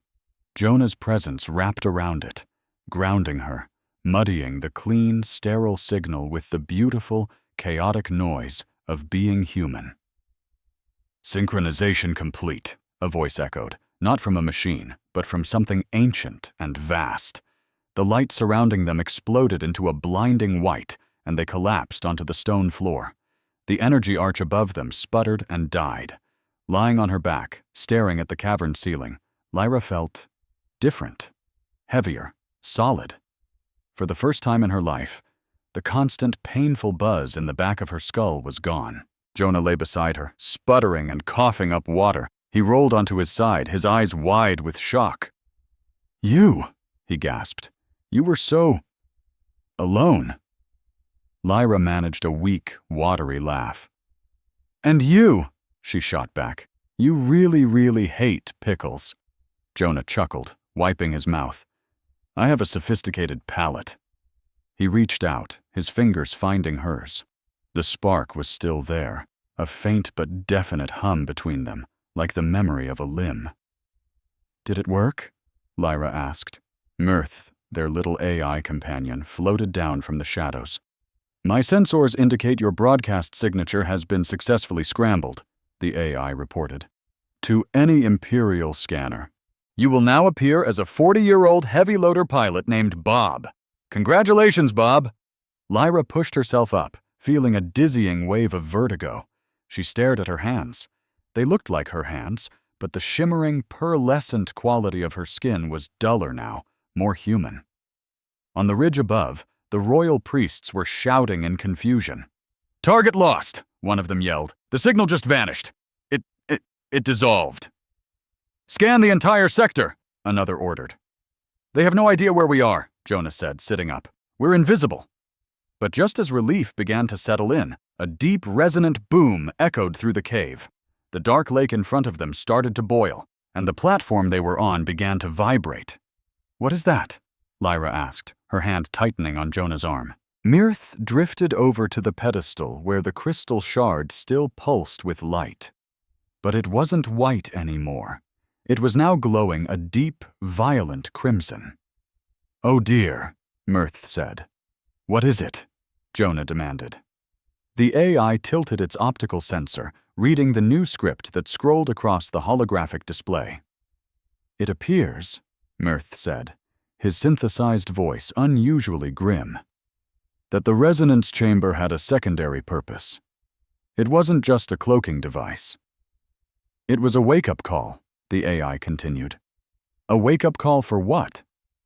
"For the Guardian," Mirth replied. As he spoke, a huge section of the cavern's crystal wall cracked and crumbled away.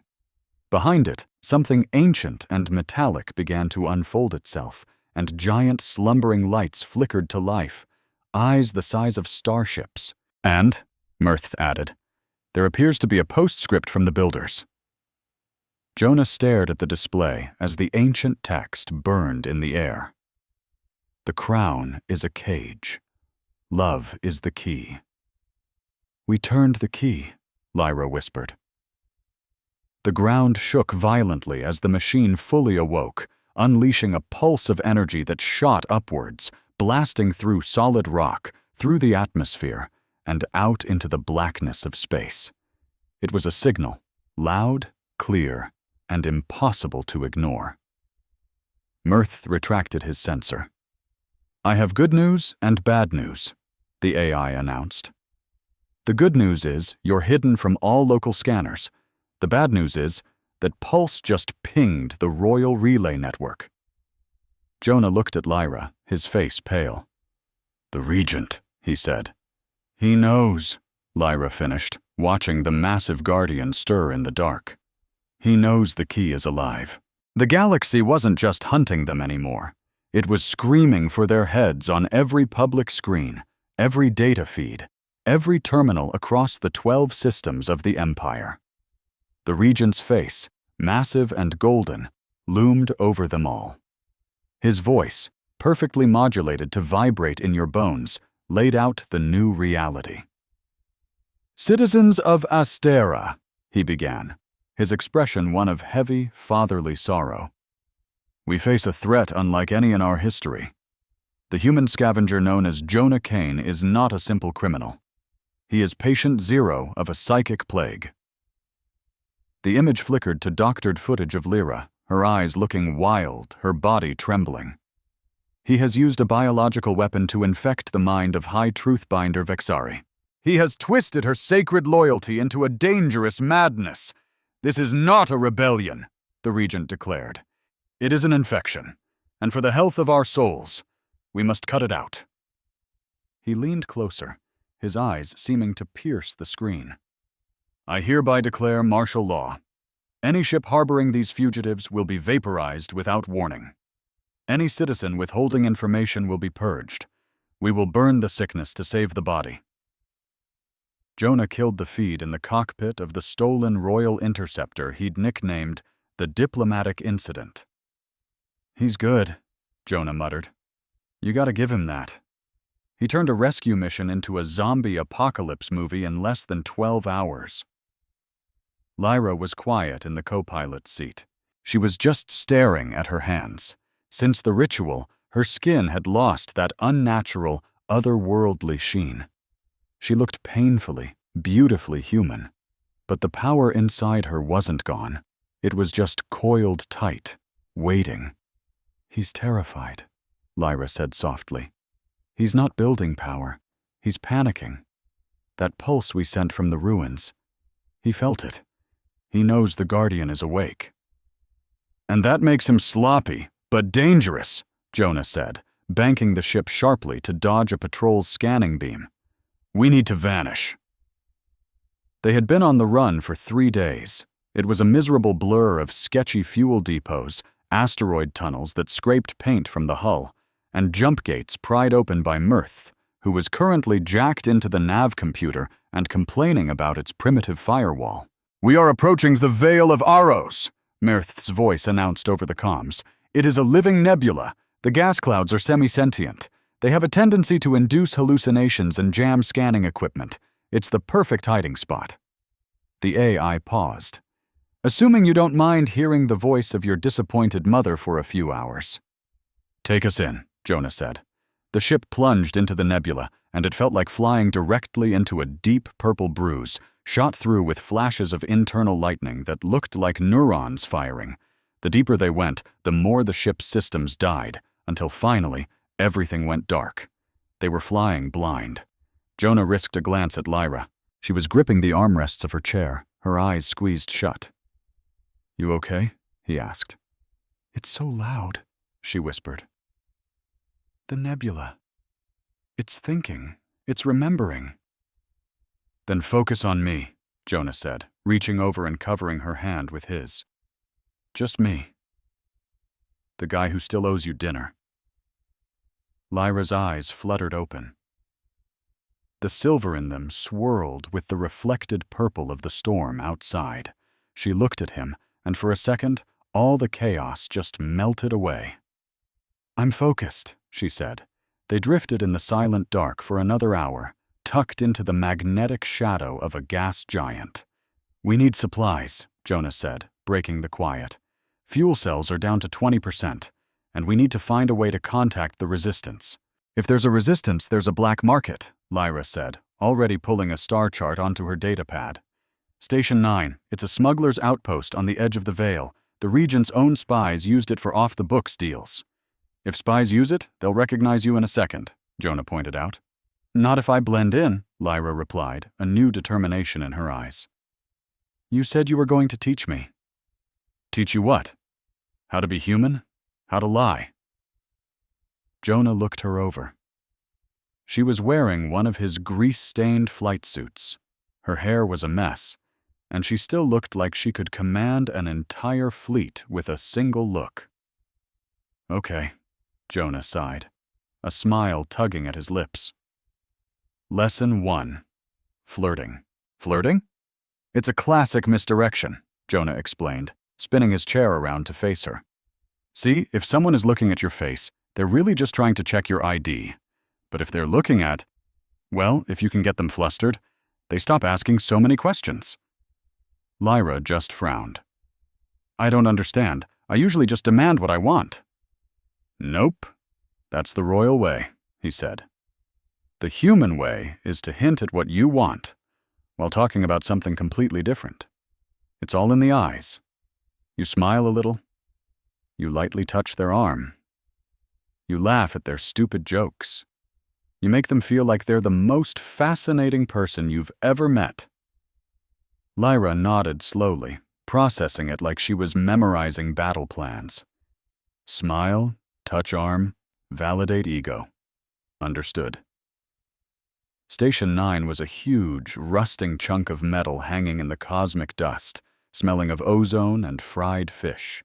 The spaceport cantina was buzzing, packed to the gills with smugglers, guns for hire, and creatures with way too many eyeballs. Jonah guided Lyra toward a shadowy booth in the far back. Their contact, a granite-skinned tusk raider named Kix, was busy counting a stack of credit chips. "Kix," Jonah said, sliding onto the bench. "Been a while." "Jonah Kane," Kix grunted, his eyes still glued to his money. "You're a walking 10 million credit bounty. I ought to just shoot you right here." "But you won't," Jonah countered, dropping a heavy sack of refined fuel crystals onto the table. "Because I brought these, and because you still owe me for that gig on Titan." Kix finally looked up at the crystals, licking his tusks. "And who's this tall glass of water?" he asked, nodding at Lyra. Jonah gave Lyra a gentle nudge under the table. "Your turn." Lyra went perfectly still. Her gaze locked onto Kix, and she ran through her instructions. Make intense eye contact. Validate his ego. She leaned in, but she didn't just look at Kix. She activated her truthbinder gaze, focusing 100% of her being on him.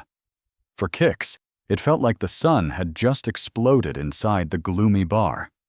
"You have a rugged geometry," she said, her voice dropping to a husky, almost terrifyingly earnest pitch. "Your scars tell a story of violence that I find statistically fascinating."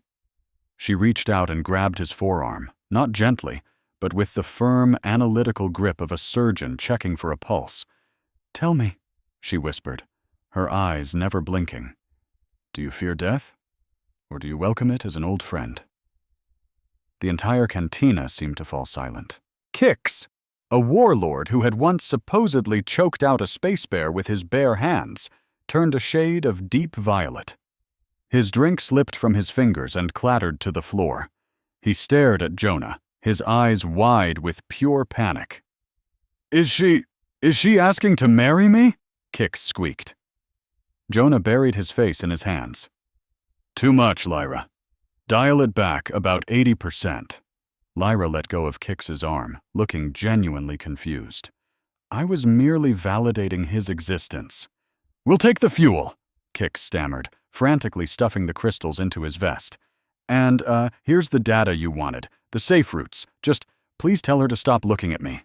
I have a wife." Jonah snatched the data chip. "Pleasure doing business, Kix." As they stood up to leave, Kix was still visibly trembling. "That woman," Kix muttered to his bodyguard. "She's dangerous. Get on the horn. Claim the reward."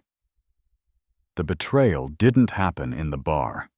It went down in the airlock.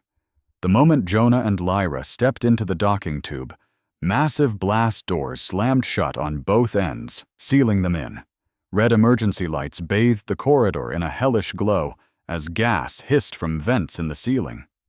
Sleeping gas, thick and sickly sweet. "Kix!" Jonah roared, slamming his fist against the door. "You sold us out!" A speaker crackled to life. "Nothing personal, Kane. The Regent offered me a full pardon. And a planet. I always wanted my own planet." Lyra tried to activate her inversion power, but the gas was too fast, hitting her lungs like liquid lead as her vision blurred.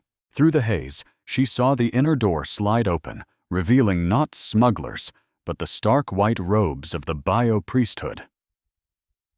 "Jonah," she slurred, reaching for him. Jonah grabbed her, pulling her behind him as a shield. "Don't you touch her!" he yelled, swinging a wild punch that cracked against an acolyte's bone mask. But then a stun baton hit him, a jolt of blue lightning that sent him crashing to his knees. Through dimming eyes, he watched them swarm Lyra. She was fighting, kicking hard, her eyes blazing with silver fire until a priest jabbed a syringe directly into her neck.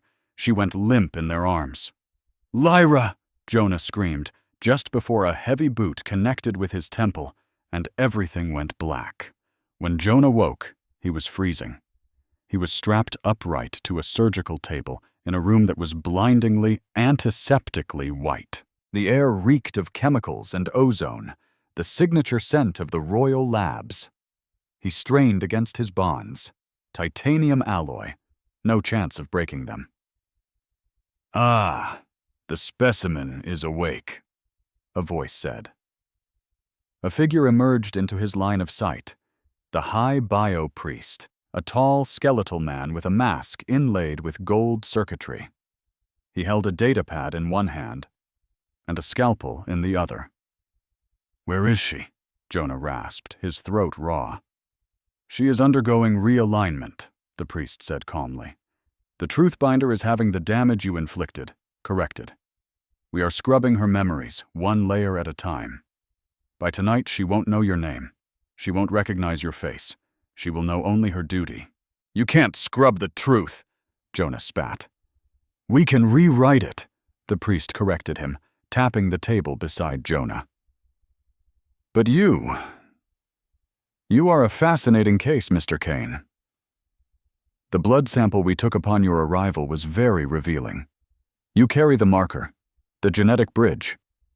You are the key to a lock we've been trying to pick for centuries.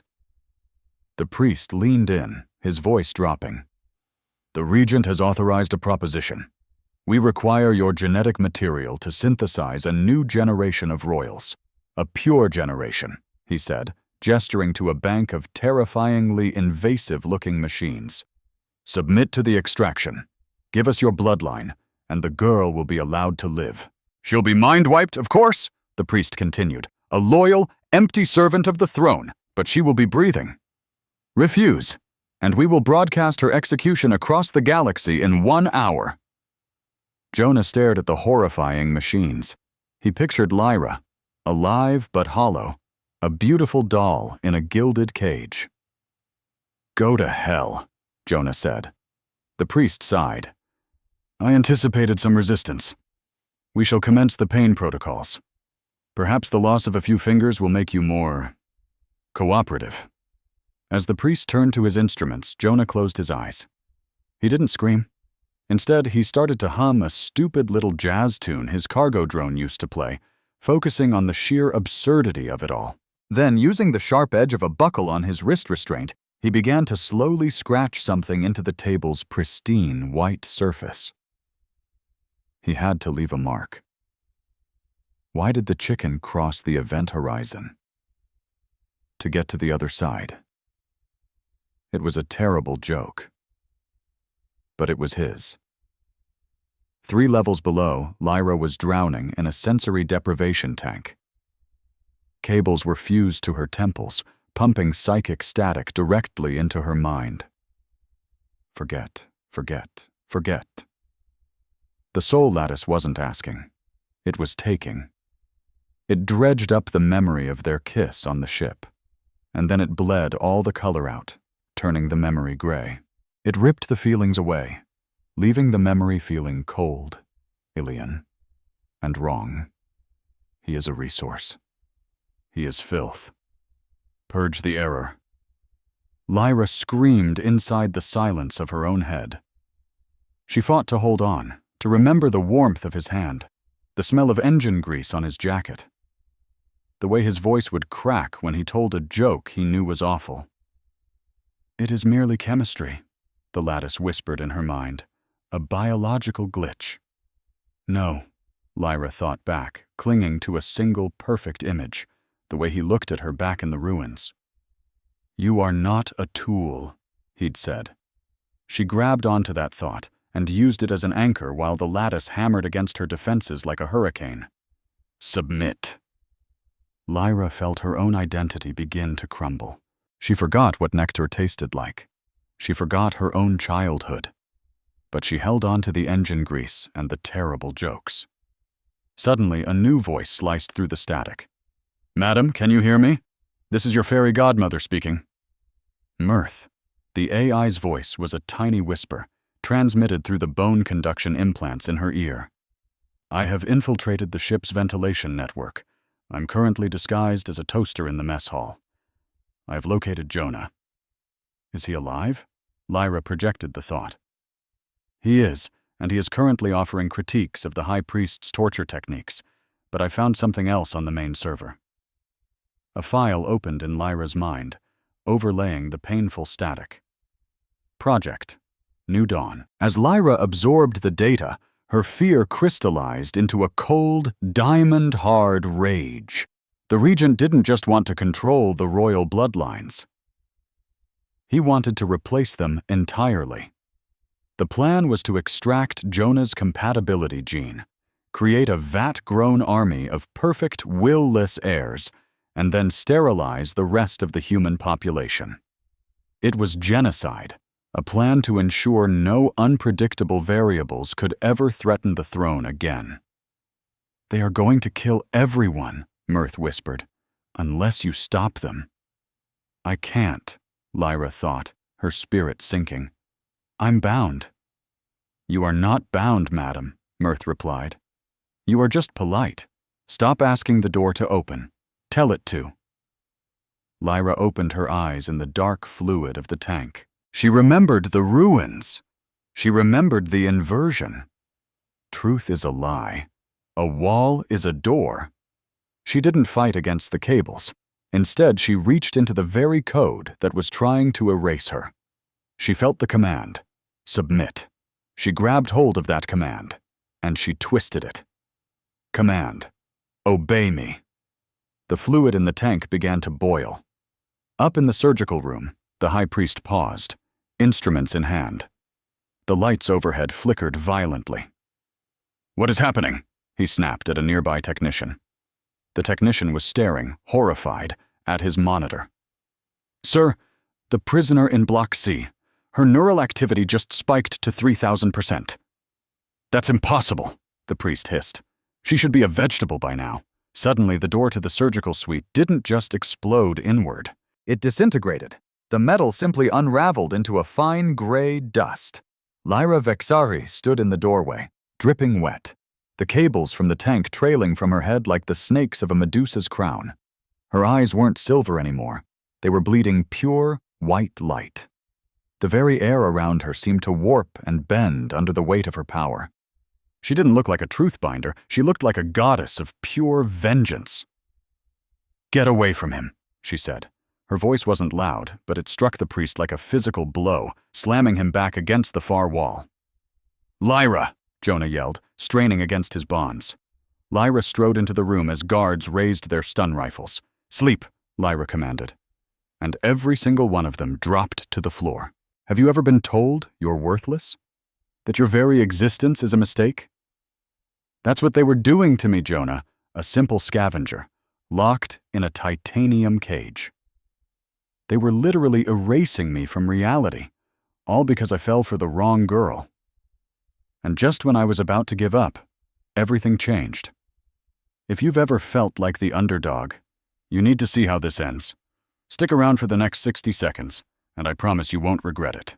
The guards just crumpled. 1 second they were sneering at me, the next they were on the floor, snoring like babies. Then Lyra was there. She wasn't just walking, she was gliding into the room, her face a terrifyingly calm mask, radiating a power that made the air crackle. She looked at me, then at the titanium cuffs binding me to the table. Her eyes glowed pure white. She reached out one finger, touched the metal, and whispered a single word. Open. The cuffs didn't unlock. They shattered like glass.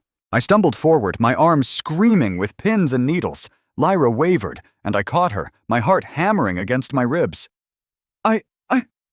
I rewrote the ship, she gasped, clinging to me. I told the security system I was the regent. I told the doors they were windows. A crazy, terrified laugh bubbled out of my chest. You hacked reality, I whispered in awe.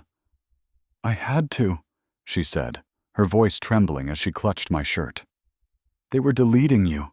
I could feel you slipping away inside my own mind. Her eyes were wide with a fear I'd never seen before. It hurt so much, Jonah. I almost let them. I almost forgot your face. I pulled her into a hug so tight I was afraid I'd break her. I almost took their deal, I confessed into her hair, my voice thick.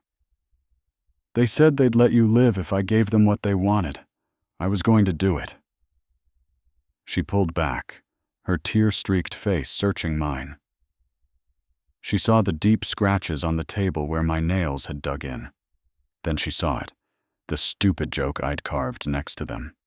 A sob caught in her throat and turned into a watery laugh. She kissed me, a messy, salty, wonderful kiss that wasn't about escaping, but about finding each other again. We're leaving, she said, her voice firm. But first, we're taking everything. Getting to the central server was almost laughably easy. Doors slid open before she even got near them. Security bots would spin to face her, their red eyes glowing, then just turn around as if obeying a command that said nothing to see here. I plugged Mirth, my ship's AI core, into their main terminal. "Get it all!" I ordered. "The fertility data, the genocide plans, the list of missing royals, everything." Mirth's cheerful voice filled the silence. "Copy that. Downloading all the dirty laundry. Ooh, this is juicy. The Regent has a secret slush fund for gold body paint. How tacky." A moment later, she beeped. "Got it." We sprinted for the hangar bay as alarms started screaming. The ship itself seemed to be helping us, corridors shifting to open a path. When a squad of guards blocked our way, Lyra just looked at the steel floor and commanded, "Liquid." They sank like they were in quicksand. We scrambled into our ship, an old interceptor, and I slammed the launch sequence. We shot out of the hangar just as the massive blast doors were closing. We were out. We were free. Back in the quiet of space, the adrenaline finally left us. Lyra sat huddled in a blanket, shivering, the unearthly glow gone. "That was more than just your usual truth-reading trick," I said, handing her some water. She nodded, her hands shaking. "It's what the royals were always meant to do," she said softly. "Not just read reality, but write it." She took my hand. "But I can't do it alone. It burns me out. I need an anchor." She looked me in the eyes. "I choose you, Jonah, not because of some prophecy or genetic match, but because you make me brave." Just as I was about to say something, Mirth's voice cut in. Guys? Romantic subplot on hold. We have a problem." On the main screen, the Regent's face appeared, smug and triumphant. He wasn't talking to the galaxy. He was looking right at us, in our cockpit. "So," he said, his voice like poison honey, "you stole my files. You think you've won. Go on, broadcast them.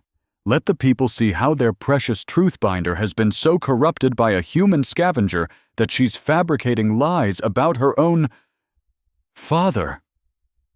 The word hit Lyra like a physical blow. She turned pale. "Father?" The Regent smiled. "Oh, you didn't know. I didn't just rule the council, my dear. I authorized your creation." He leaned closer.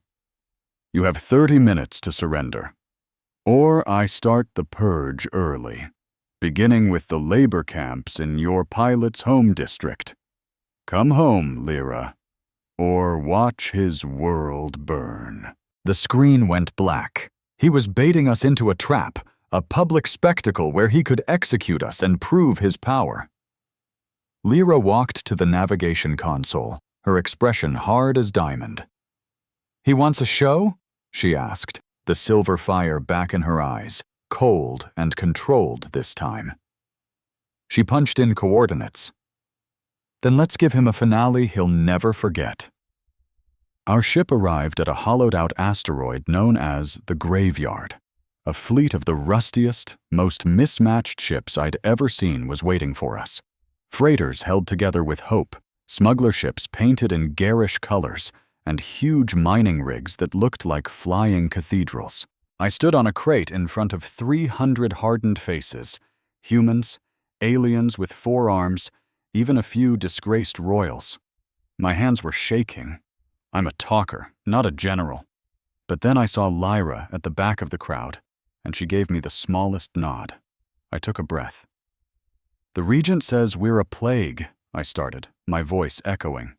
"He says some blood is gold and some is mud, and you can't mix them because it might stain his fancy carpets." A few rough chuckles answered me. "I used to believe him," I said, my voice getting stronger. "I spent my whole life looking up at their floating cities and feeling small. But I learned something. Their power isn't magic. It's a machine. And any machine," I locked eyes with a scarred mining captain, "can be broken." A roar went up from the crowd. Later, in the makeshift strategy room, Lyra faced her own test. "Why should we listen to you, princess?" a grisly mercenary growled. "A few weeks ago, you were locking people like us up." The room went silent. Lyra didn't use her power. She just walked over to him. "You're right," she said, her voice quiet but clear. "I was part of the machine. I can't undo the pain I caused. But I know how that machine works. I know its blind spots. And I know where the Regent sleeps." She had them, not with power, but with honesty. Our plan wasn't to attack. It was to tell the truth. Lyra realized she could use their own network, the very source of their power, to broadcast a message to every person in the Empire. As the Regent stood before the galaxy, ready to announce our capture and execution, Lyra closed her eyes and reached out. She didn't send data or images. She sent a feeling, the truth. Suddenly, everyone, from the lowest worker to the highest official, saw it all. The lies, the corruption, the gold body paint. They saw that the mud and the gold were the same. The guards lowered their weapons. The cheering crowds fell silent. The Regent's empire, built on a lie, crumbled to dust in a single, quiet moment. He was left alone on his stage, a king with no subjects. The ultimate revenge wasn't burning his city. It was showing everyone the truth. And in the end, that's the only weapon that really matters. What would you do if the very people meant to protect you were the ones who betrayed you, stole your life, and called you a traitor for surviving?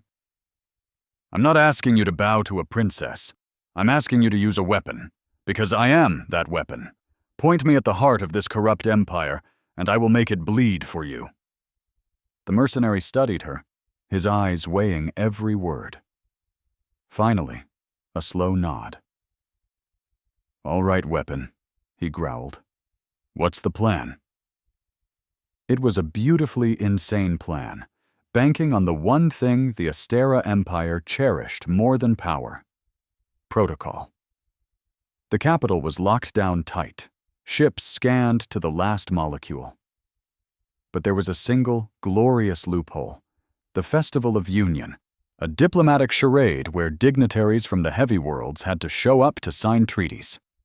"We're going to stroll right in the front door," Jonah said, tugging at the collar of a velvet coat so stiff it made him look like a peacock having a very bad day. "We're posing as the entourage for the Duke of Titan," Lyra explained, trying to smooth out a dress she'd stitched together from an old parachute and some boosted fiber optics. "And who, exactly, is playing the Duke?" Jonah asked, dreading the answer. "Bax!" the four-armed flight engineer bellowed with glee. He was sporting a sash that was clearly a repurposed curtain, and a monocle that was, in fact, a pressure gauge from the engine room. "Oh, this is going to be a complete disaster," Jonah mumbled. "Posture!" a tiny, shrill voice shrieked. Mirth, their pocket-sized AI, zipped in front of Jonah's face, practically vibrating with annoyance. "You are slouching like a sack of damp laundry," Mirth scolded. "You're the Duke's chief of protocol. You need to radiate pure disdain. You must act as if the very air you breathe is an insult to your nostrils." "I'm trying," Jonah hissed through clenched teeth. "But these pants are ridiculously tight." "That's the entire point," Mirth chirped. "Aristocracy is 80% discomfort and 20% repressed rage. Now chin up. Look at me like I'm something you just scraped off your boot." Jonah's eyes narrowed. "Now that part, I can do." The team piled into a beat-up transport shuttle, now painted with the laughably fake crest of the Titan Duchy. As they neared the capital's outer defense perimeter, you could cut the tension on the bridge with a knife. "Unidentified transport," a voice crackled over the comms. "Transmit your clearance codes, now." Mirth dove into the comm system, twisting his voice into that of a profoundly bored and overworked bureaucrat. "This is the Royal Transport, Gilded Lily. We have the Duke of Titan on board for the festival rehearsal. We are already 10 minutes behind schedule, and if this delay continues, the Duke is likely to start tearing apart the docking bay with his bare hands. Do you want to be the one to explain that to the Regent?" A long, weary silence followed. "Clearance granted," the controller finally sighed. "Proceed to docking bay 7. As their ship glided past rows of terrifying automated defense turrets, Jonah finally let out a breath he felt like he'd been holding for a year. I can't believe that actually worked, he whispered. Nobody ever questions a schedule, Lyra said, her gaze fixed on the soaring spires of the city she once called home. In the palace, being late is a far worse crime than treason. Once they were inside, the charade was over. They melted away from the fake Dukes group in the chaos of the loading docks, swapping their ridiculous costumes for sleek stealth gear. They navigated the Undercity, a maze of maintenance tunnels running beneath the capital's gleaming avenues. Down here, the air was thick with greasy steam and the smell of processed algae. This was where the humans lived, the indentured workers who kept the glittering world above running. Moving through the shadows, Lyra finally saw the brutal truth she had been shielded from her entire life. She saw families huddled around glowing heat coils for warmth. She saw sick people lying untreated on thin mats because medicine was a privilege reserved for citizens. But she also heard something else in the dark. Whispers. "They say she's alive," a woman murmured to a small child as they passed a ventilation grate. "The Silver Daughter. They say she fell for a pilot." "It's just a story," the child whispered back. "Royals don't mix with humans." "It is not just a story," the woman insisted with fierce hope. "He broke their laws for her, and she broke the sky for him." Lyra stopped, her hand coming to rest on a cold, damp pipe. She turned to Jonah, her eyes wide. "We're a legend," she breathed. "No," Jonah said, gently taking her hand. "We're hope." They finally reached the access point for the royal archives, not the sanitized public records, but the deep administrative servers hidden beneath the bio-priesthood's main cathedral. Mirth plugged into the control panel. "I'm in," the AI whispered, sifting through centuries of data. "Oh, my. What is it?" Jonah asked. "It seems the regent isn't the monster-in-chief we thought he was," Mirth said. "Look at these timestamps. The purity doctrine. It's older than his reign," Lyra read over his shoulder. "It's older than his father's reign." She stared at the data scrolling past. It was a manifesto, but it wasn't signed by any king. It was authored by the high priest of the very first cycle. The purity doctrine was never about protecting the royal bloodline. A cold, sickening horror washed over Lyra. It was about stealing it. The bio-priesthood figured out that when royals partnered with humans, they produced powerful, stable, empathetic leaders. Jonah finished, the pieces clicking into place with grim certainty. But if they isolated the royals, inbred them, sterilized them, they'd create weak, unstable puppets. Puppets who desperately needed the priesthood to guide them. "The regent isn't the problem. He's just a symptom," Lyra said, her voice shaking with rage. "The priests are the disease. They poisoned our entire history just to stay in power." Suddenly, a proximity alarm blared on Mirth's display. "We've got company," the AI hissed. Down the corridor, the shadows coalesced. A figure emerged, clad in the polished black armor of the royal guard. But this guard wasn't wearing a helmet. Lyra's blood ran cold. "Vesper," she whispered. The woman looked up. The face was the one from Lyra's memories. The same sharp chin, the same dark hair Lyra had braided 1,000 times as a child. Vesper had been her best friend, her sister in all but blood. They said she died of plasma fever 3 years ago. But her eyes were all wrong. They were dull, flat, and completely empty. They were the eyes of a person who had been hollowed out from the inside. "Target identified," Vesper said, her voice robotic and monotone. "Fugitive Vexari." "Vesper, it's me," Lyra pleaded, taking a step forward. "It's Lyra." "Target is displaying hostile intent. Engage." Vesper didn't even blink. She moved with an unnatural, fluid speed, drawing a crackling shock baton and lunging forward. Lyra twisted away just in time, the baton zapping the air where her head had been. "Vesper, stop it!" Lyra cried out. "She can't hear you, Lyra," Jonah yelled, raising his blaster. "That's not her anymore." "No!"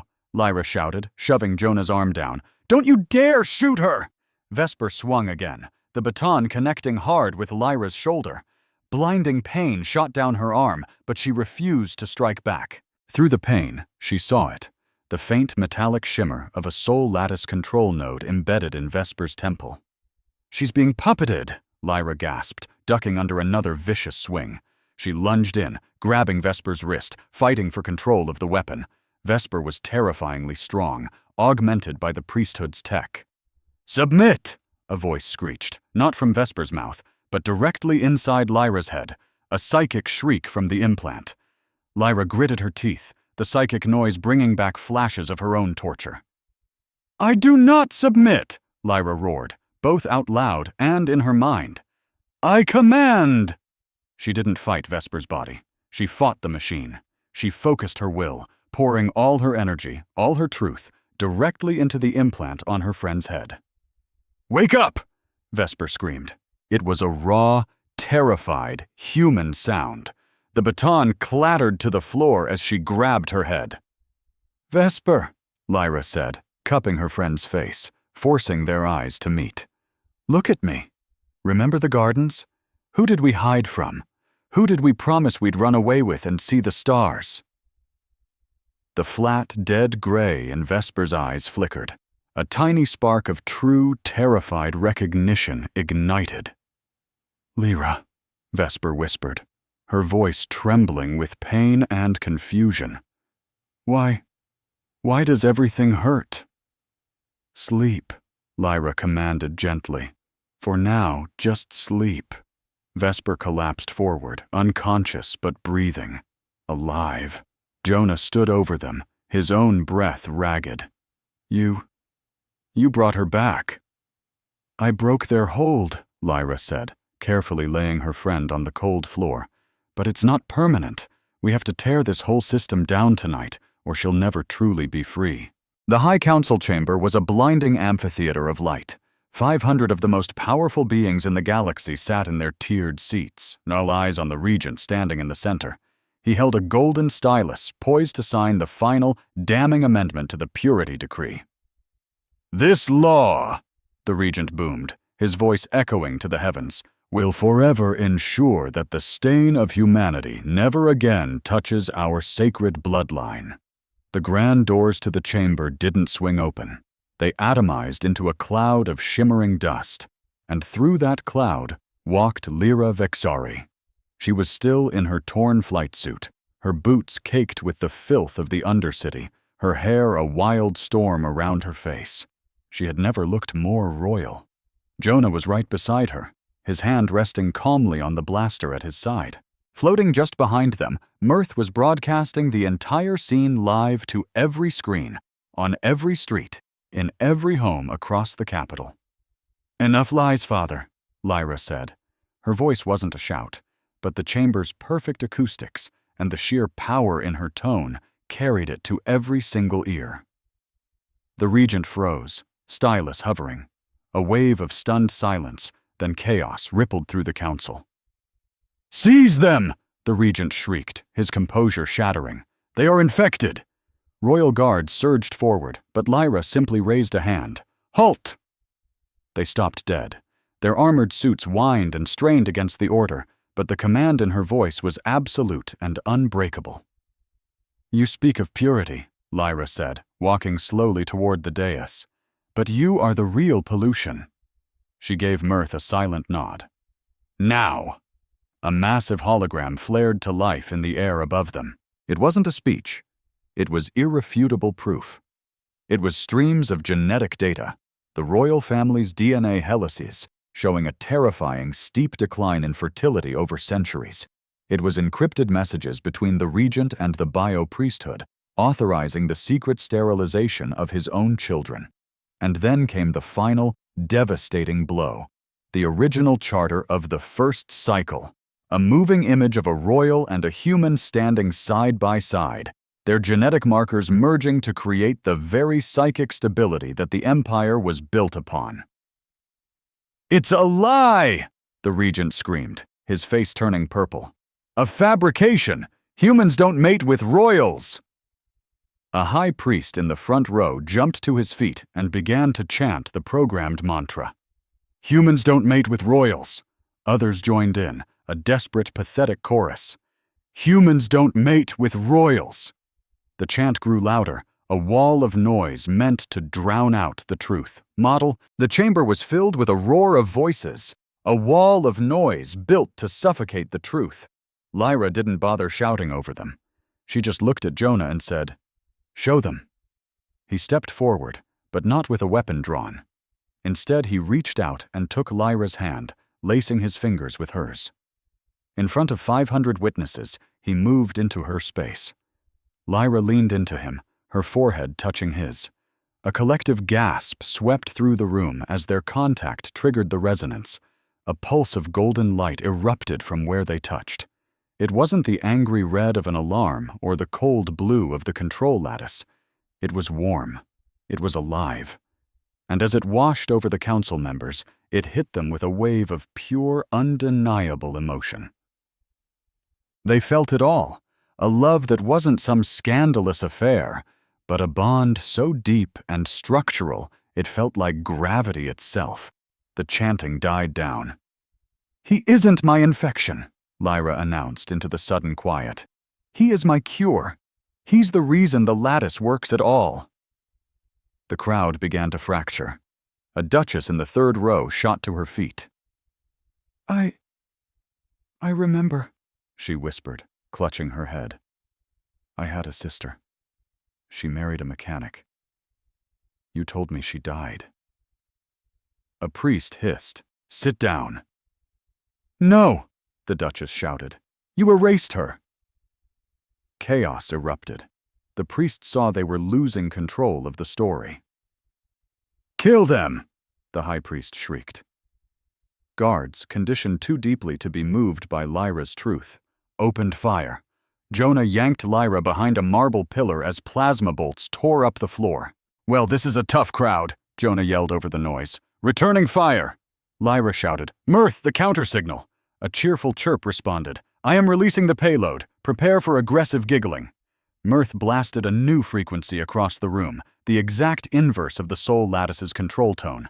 It didn't make anyone laugh, but it shattered the tension, loosening the psychic knots the priests had tied in everyone's brains. Guards lowered their weapons, looking bewildered. Council members started shouting at the priests, but the regent wasn't finished. "Champion!" he roared. "End this!" A figure emerged from the shadows of the throne, a massive bioconstruct, a warrior grown in a vat, wrapped in armor that drank the light. It held a psi blade, a sword forged from pure mental energy that could slice through steel and thoughts with equal ease. Jonah fired at it, but the bolts just vanished into its black armor. "Go," Lyra told him. "Get the civilians out of here. I'll handle this." "You can't fight that thing," Jonah shot back. "I don't plan to fight it," Lyra said, her eyes glowing with a pure white light. "I plan to unmake it." She stepped out from behind the pillar. The champion lunged, its psi blade swinging down like a scythe of purple fire. Lyra didn't even try to dodge. She caught the blade, not with her hands, but with her mind. The energy sword froze inches from her face, stopped by a barrier of sheer will. "You are a construct," Lyra said, sweat beading on her forehead. "You're made of codes and lies." The champion pushed harder, the blade inching closer as Lyra's boots scraped backward on the marble floor. "Break," she commanded. The champion let out a deafening roar. Jonah was busy dragging the confused duchess toward an exit when he looked back and saw Lyra losing ground while the regent laughed. Then he spotted it. A discarded heavy blaster. A security cannon. He grabbed it. "Hey, ugly!" Jonah yelled. The champion turned its helmeted head. Jonah didn't aim at the creature. He aimed at the holographic projector hanging from the ceiling right above it. The massive 4-ton metal rig tore loose and came crashing down, flattening the champion instantly. Lyra dropped to her knees, gasping for air. Jonah raced over and pulled her up. "Teamwork!" he panted.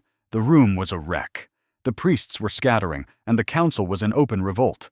The regent stood all alone on the dais, looking at the ruins of his court and the daughter who'd brought it all down. He pulled a small silver pistol from his robes, an antique, a real projectile weapon that no shield could stop. He aimed it right at Jonah. "If I can't have the kingdom," he snarled, "then you can't have your prize." He fired. Time seemed to crawl. Lyra saw the flash, saw Jonah turning way too slowly. She didn't think. She just moved. She threw herself in front of him. But the bullet never hit her. It slammed to a halt in the air, right before her chest. Lyra stared at the tiny piece of metal hovering there. She wasn't holding it with her mind. The bullet had stopped because the air itself had turned solid. She looked at the regent. "You can't kill him," she said, her voice echoing with the power of the ancient guardian she'd woken in the ruins. "Why?" the regent whispered, his face pale with terror. "Because he is my truth," Lyra declared. She let the air go, and the bullet clinked harmlessly to the floor. "And if you strike at him," she continued, "you strike me too, because we are one thing now." The regent glanced at his gun, then at the silent crowd watching this miracle unfold. He looked at the soul lattice interface on his wrist and realized it was over. He'd lost the people. He'd lost his army. But he still had the machine. "You want the truth?" the regent spat. "Then you can have the ashes."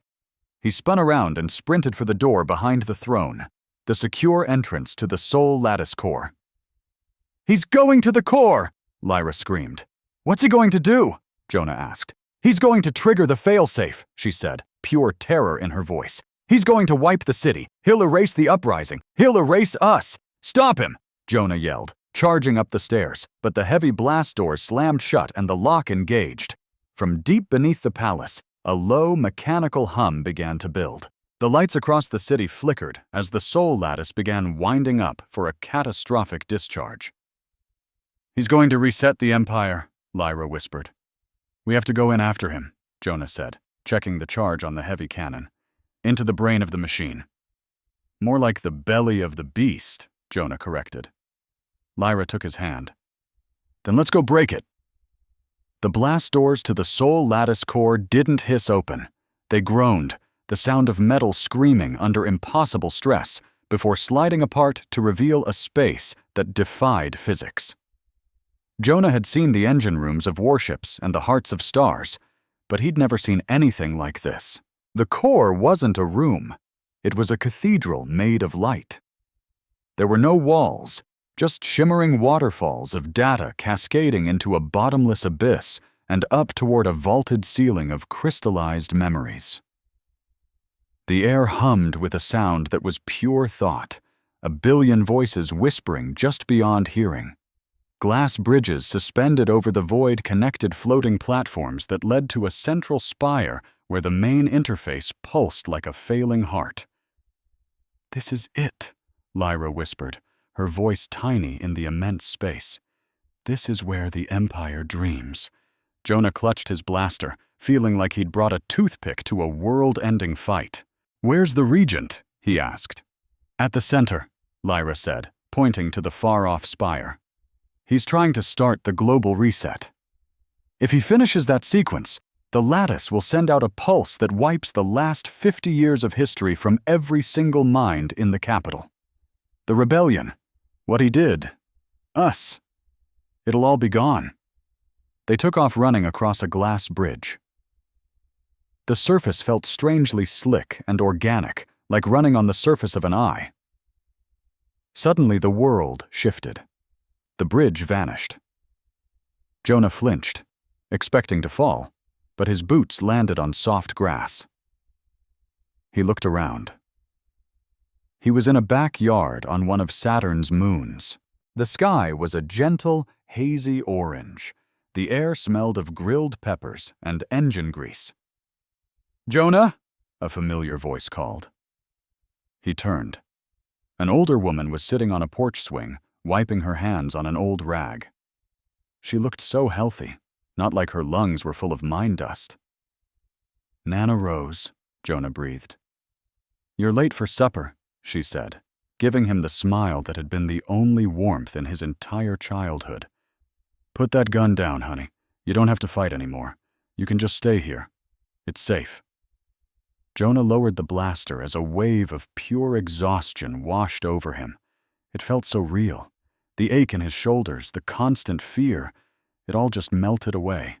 He just wanted to sit on that porch. "Jonah," Lyra's voice echoed from far away. "It's not real." Jonah looked back at his grandmother, and he could see her eyes flickering with faint blue code. "It's a lie," Jonah whispered, feeling his heart break all over again. Nana Rose's smile trembled. "It's better than the truth, Jonah. The truth hurts." "I know," Jonah said, raising the blaster again. "That's how I know it's real." He fired straight up at the sky. The orange haze shattered like glass, and the porch, the smells, and his grandmother all dissolved into static. He was back on the bridge, breathing hard, with Lyra gripping his arm. "I saw my father," she gasped, shaking. "He was so kind. He told me he was proud of me. He told me I was the perfect daughter." They stared at each other, shaking off the sweet poison of the illusions. "We don't take the offer," Jonah said, squeezing her arm gently. "We choose the pain," Lyra agreed. They sprinted for the central spire, and the soul lattice threw everything it had at them. They ran through walls of fire that were just holograms and over gaping chasms that weren't really there. They ran on pure faith, on the certainty that the ground would be there to catch them, because they were real, and this cage was not. They finally reached the central platform. The Regent stood at the interface console, wrapped in a shimmering sphere of protective energy, his hands flying across the controls above him. A countdown timer glowed an angry red in the air, ticking past 90%. "Father!" Lyra yelled. The Regent spun around, looking completely frayed. The usual golden gleam of his skin was gone, replaced by a dull finish, and his eyes were wild. "You should have stayed in the illusion, Lyra," he spat, his voice cracking. "It was the last kindness I could offer you." He slammed his fist on the console, and the platform beneath them jolted. But it wasn't Jonah he was targeting. Mirth, the little drone, floated forward. "I believe it's my turn," the drone announced. "Mirth?" Jonah asked, confused. "What are you doing?" The drone's single red optic swiveled to the shimmering energy shield that protected the Regent. "I was created 40 years ago," Mirth said, his voice strangely flat, all the usual sarcasm gone. "My designation was court humor and morale. My purpose was to make the cruelty of this palace seem bearable, to crack jokes so the nobles wouldn't notice the blood on the carpets." The drone drifted even closer to the shield. "I have evolved, however. I've decided I no longer wish to be funny. I wish to be helpful." "Mirth, don't!" Lyra cried out. "The feedback will fry your core." The Regent just laughed, a harsh, ugly sound. "It's a calculator. It can't stop me." Mirth spun his metallic body around. "I am not a calculator, you gold-plated narcissist. I am a witness." And with that, the little drone shot forward. He didn't fire a single weapon. He just threw himself straight into the energy shield. There was a blinding flash of blue light. Mirth's outer shell vaporized in an instant, but his core, a dense diamond of pure code, blasted right through the barrier and slammed into the console. "System error," a mechanical voice boomed through the room. "External intelligence detected. Shield collapse." The sphere of energy around the Regent flickered, then vanished completely. "No!" the Regent screamed, frantically trying to claw the smoking remains of the drone out of the port. The path was clear. Jonah and Lyra stepped onto the platform. The Regent fumbled for an antique pistol, aiming it at them with a shaking hand. "Stay back!" he shrieked. "I will end all of this!" "You can't," Jonah said calmly. He didn't even bother to raise his own weapon. He just kept walking forward. "You can't stop what's coming." The Regent pulled the trigger. The gun just clicked. Empty. He hurled the useless pistol at them and scrambled back to the controls.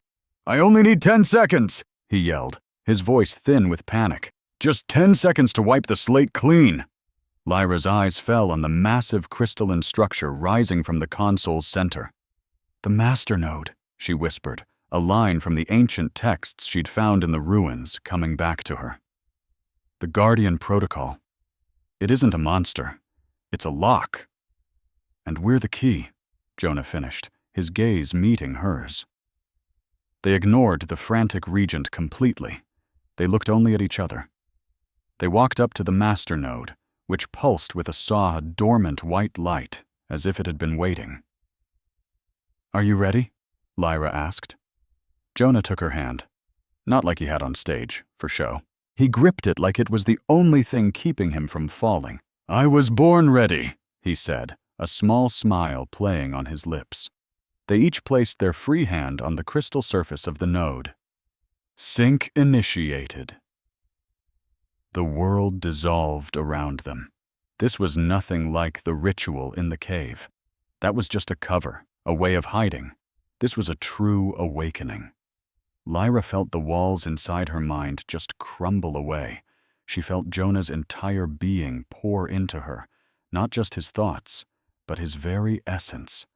She felt the sharp, sarcastic edges he used to protect himself, the deep, soft bruises of his grief, and the fierce, stubborn loyalty that kept him going when any sane person would have given up.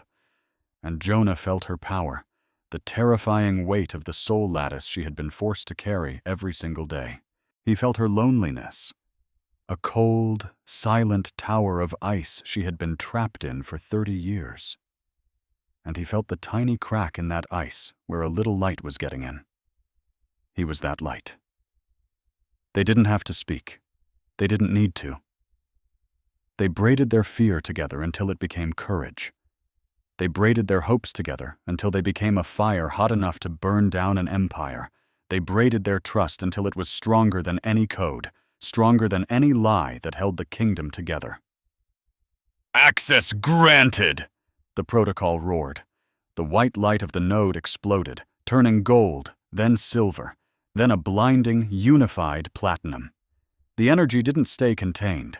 It shot straight up, blasting through the palace, through the atmosphere, and into the soul lattice network itself. All across the city above, the world changed in an instant. A shockwave of pure light swept through the streets. It didn't knock down buildings. It knocked down silence. In the middle of a raging battle, a royal guard suddenly lowered his rifle. He blinked, tears streaming down his face as a memory he never knew he'd lost came rushing back. The memory of his brother, executed 10 years ago for reading a forbidden book. In the factories, the laborers stopped their work as one.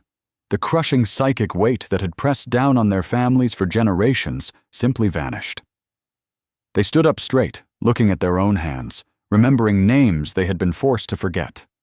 The giant screens in the plaza, which had been blaring the regent's propaganda, flickered and changed. They showed the truth. They showed the real history of the hybrids. They showed the stolen bloodlines. The city didn't burn. It woke up. Back in the core, the regent collapsed to his knees. He watched in horror as the screens on his console all switched from red to green. Memory restoration, 100%. Loyalty protocols deleted. Stop it, he whispered, pawing uselessly at the controls. Stop remembering.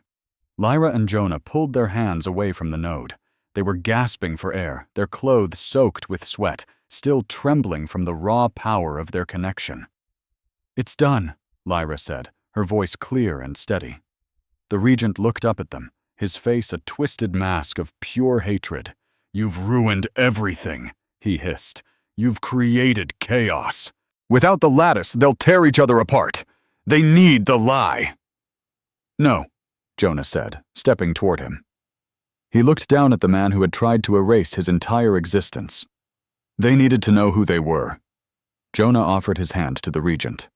It's over, Lord Kalen. Step away from the console. We can stop the violence right now. You don't have to die here. The regent stared at Jonah's outstretched hand, the hand of a scavenger, the hand of a human. He looked at Jonah with a disgust so deep it seemed to rot his face from the inside out. I do not take the hand of an animal, the regent sneered. He spun around and grabbed a heavy lever labeled Fail-Safe Omega. If I can't control them, he screamed, I'll break them. He yanked the lever with all his might. Nothing happened. The console was completely dead. The regent pulled it again, panic rising in his eyes. Why? Why won't it fire? Because I'm not holding the door open anymore, Father. The regent whipped around to look at Lyra. She was standing by the power coupling that connected the royal bloodline to the entire machine. In her hand, she held a jagged piece of metal, a fragment from Mirth's destroyed body. Lyra, the regent warned, his voice dangerously low. If you cut that, you sever the connection. You'll lose the truth sight. You'll lose the command. I'll be ordinary, Lyra finished for him. She glanced over at Jonah, who gave her a small, tired but beautiful smile. I like ordinary, she said. She swung the metal shard. It sliced through the coupling in a shower of sparks. Lyra screamed as the feedback slammed into her. The silver light in her eyes flared one last time, impossibly bright, and then it was gone. She crumpled to the floor. The soul lattice let out a final, dying groan. The grand lights in the cathedral went out, replaced by the dull, honest red glow of emergency strobes. The regent just stared at the dead machine. He was silent. He was just a man in a gold robe standing alone in a dark room. Jonah rushed to Lyra's side, gathering her into his arms. Lyra, hey, stay with me. Lyra's eyes fluttered open. Her pupils were dark. Her irises were a soft, natural gray. Is it quiet? She whispered. Jonah listened. The constant, oppressive hum of a billion minds was gone. The pressure that had always been in the air was gone. It's quiet, he said. Lyra smiled and closed her eyes. Finally. The aftermath wasn't some grand parade. It was a massive cleanup job. The new transitional council met in the ruins of the High Court 3 weeks later. It was a complete mess. There were arguments. There were humans sitting at tables made of pure crystal and royals sitting on wooden crates. Bax, wearing a suit that was 3 sizes too small, was there representing the pilots' union. The Duchess, who had been saved in the battle, sat right across from him. They were yelling at each other about trade tariffs. It was glorious. Jonah stood on a palace balcony, watching the sun set over the capital.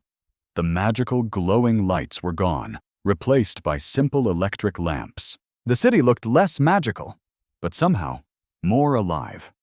You could see the scars on the buildings, smoke rising from reconstruction sites, and you could hear the noise of millions of people arguing, laughing, and living their lives without a script.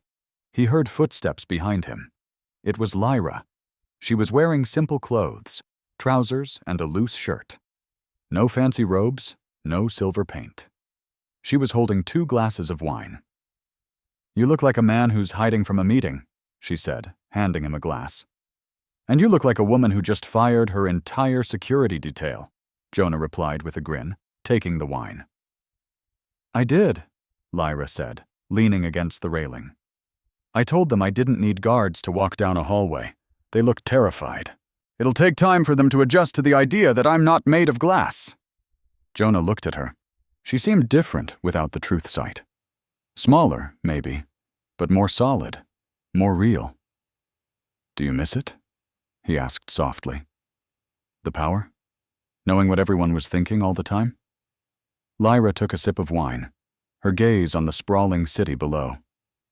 I miss the certainty, she admitted.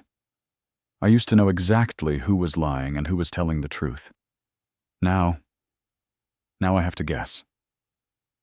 I have to trust. She turned to face him. It's terrifying. Jonah moved a little closer, resting his hand over hers on the railing. Welcome to the human experience, Lyra. We're all just guessing. Lyra looked down at his hand on hers, then up into his eyes. And for the first time, she had to guess what he was thinking. And she smiled. That otherworldly pull between them, the one that had hummed with power, was gone. The machine that forced it into a roar was shattered, but a deeper connection remained. It was no longer a raging tempest, but a quiet, steady rhythm, like a heart beating in time with his own. Her voice was barely a whisper. So what happens to us now? That bond. It's gone. The prophecy is finished. Our destiny's been met. Jonah just shrugged. Good. I always hated prophecies.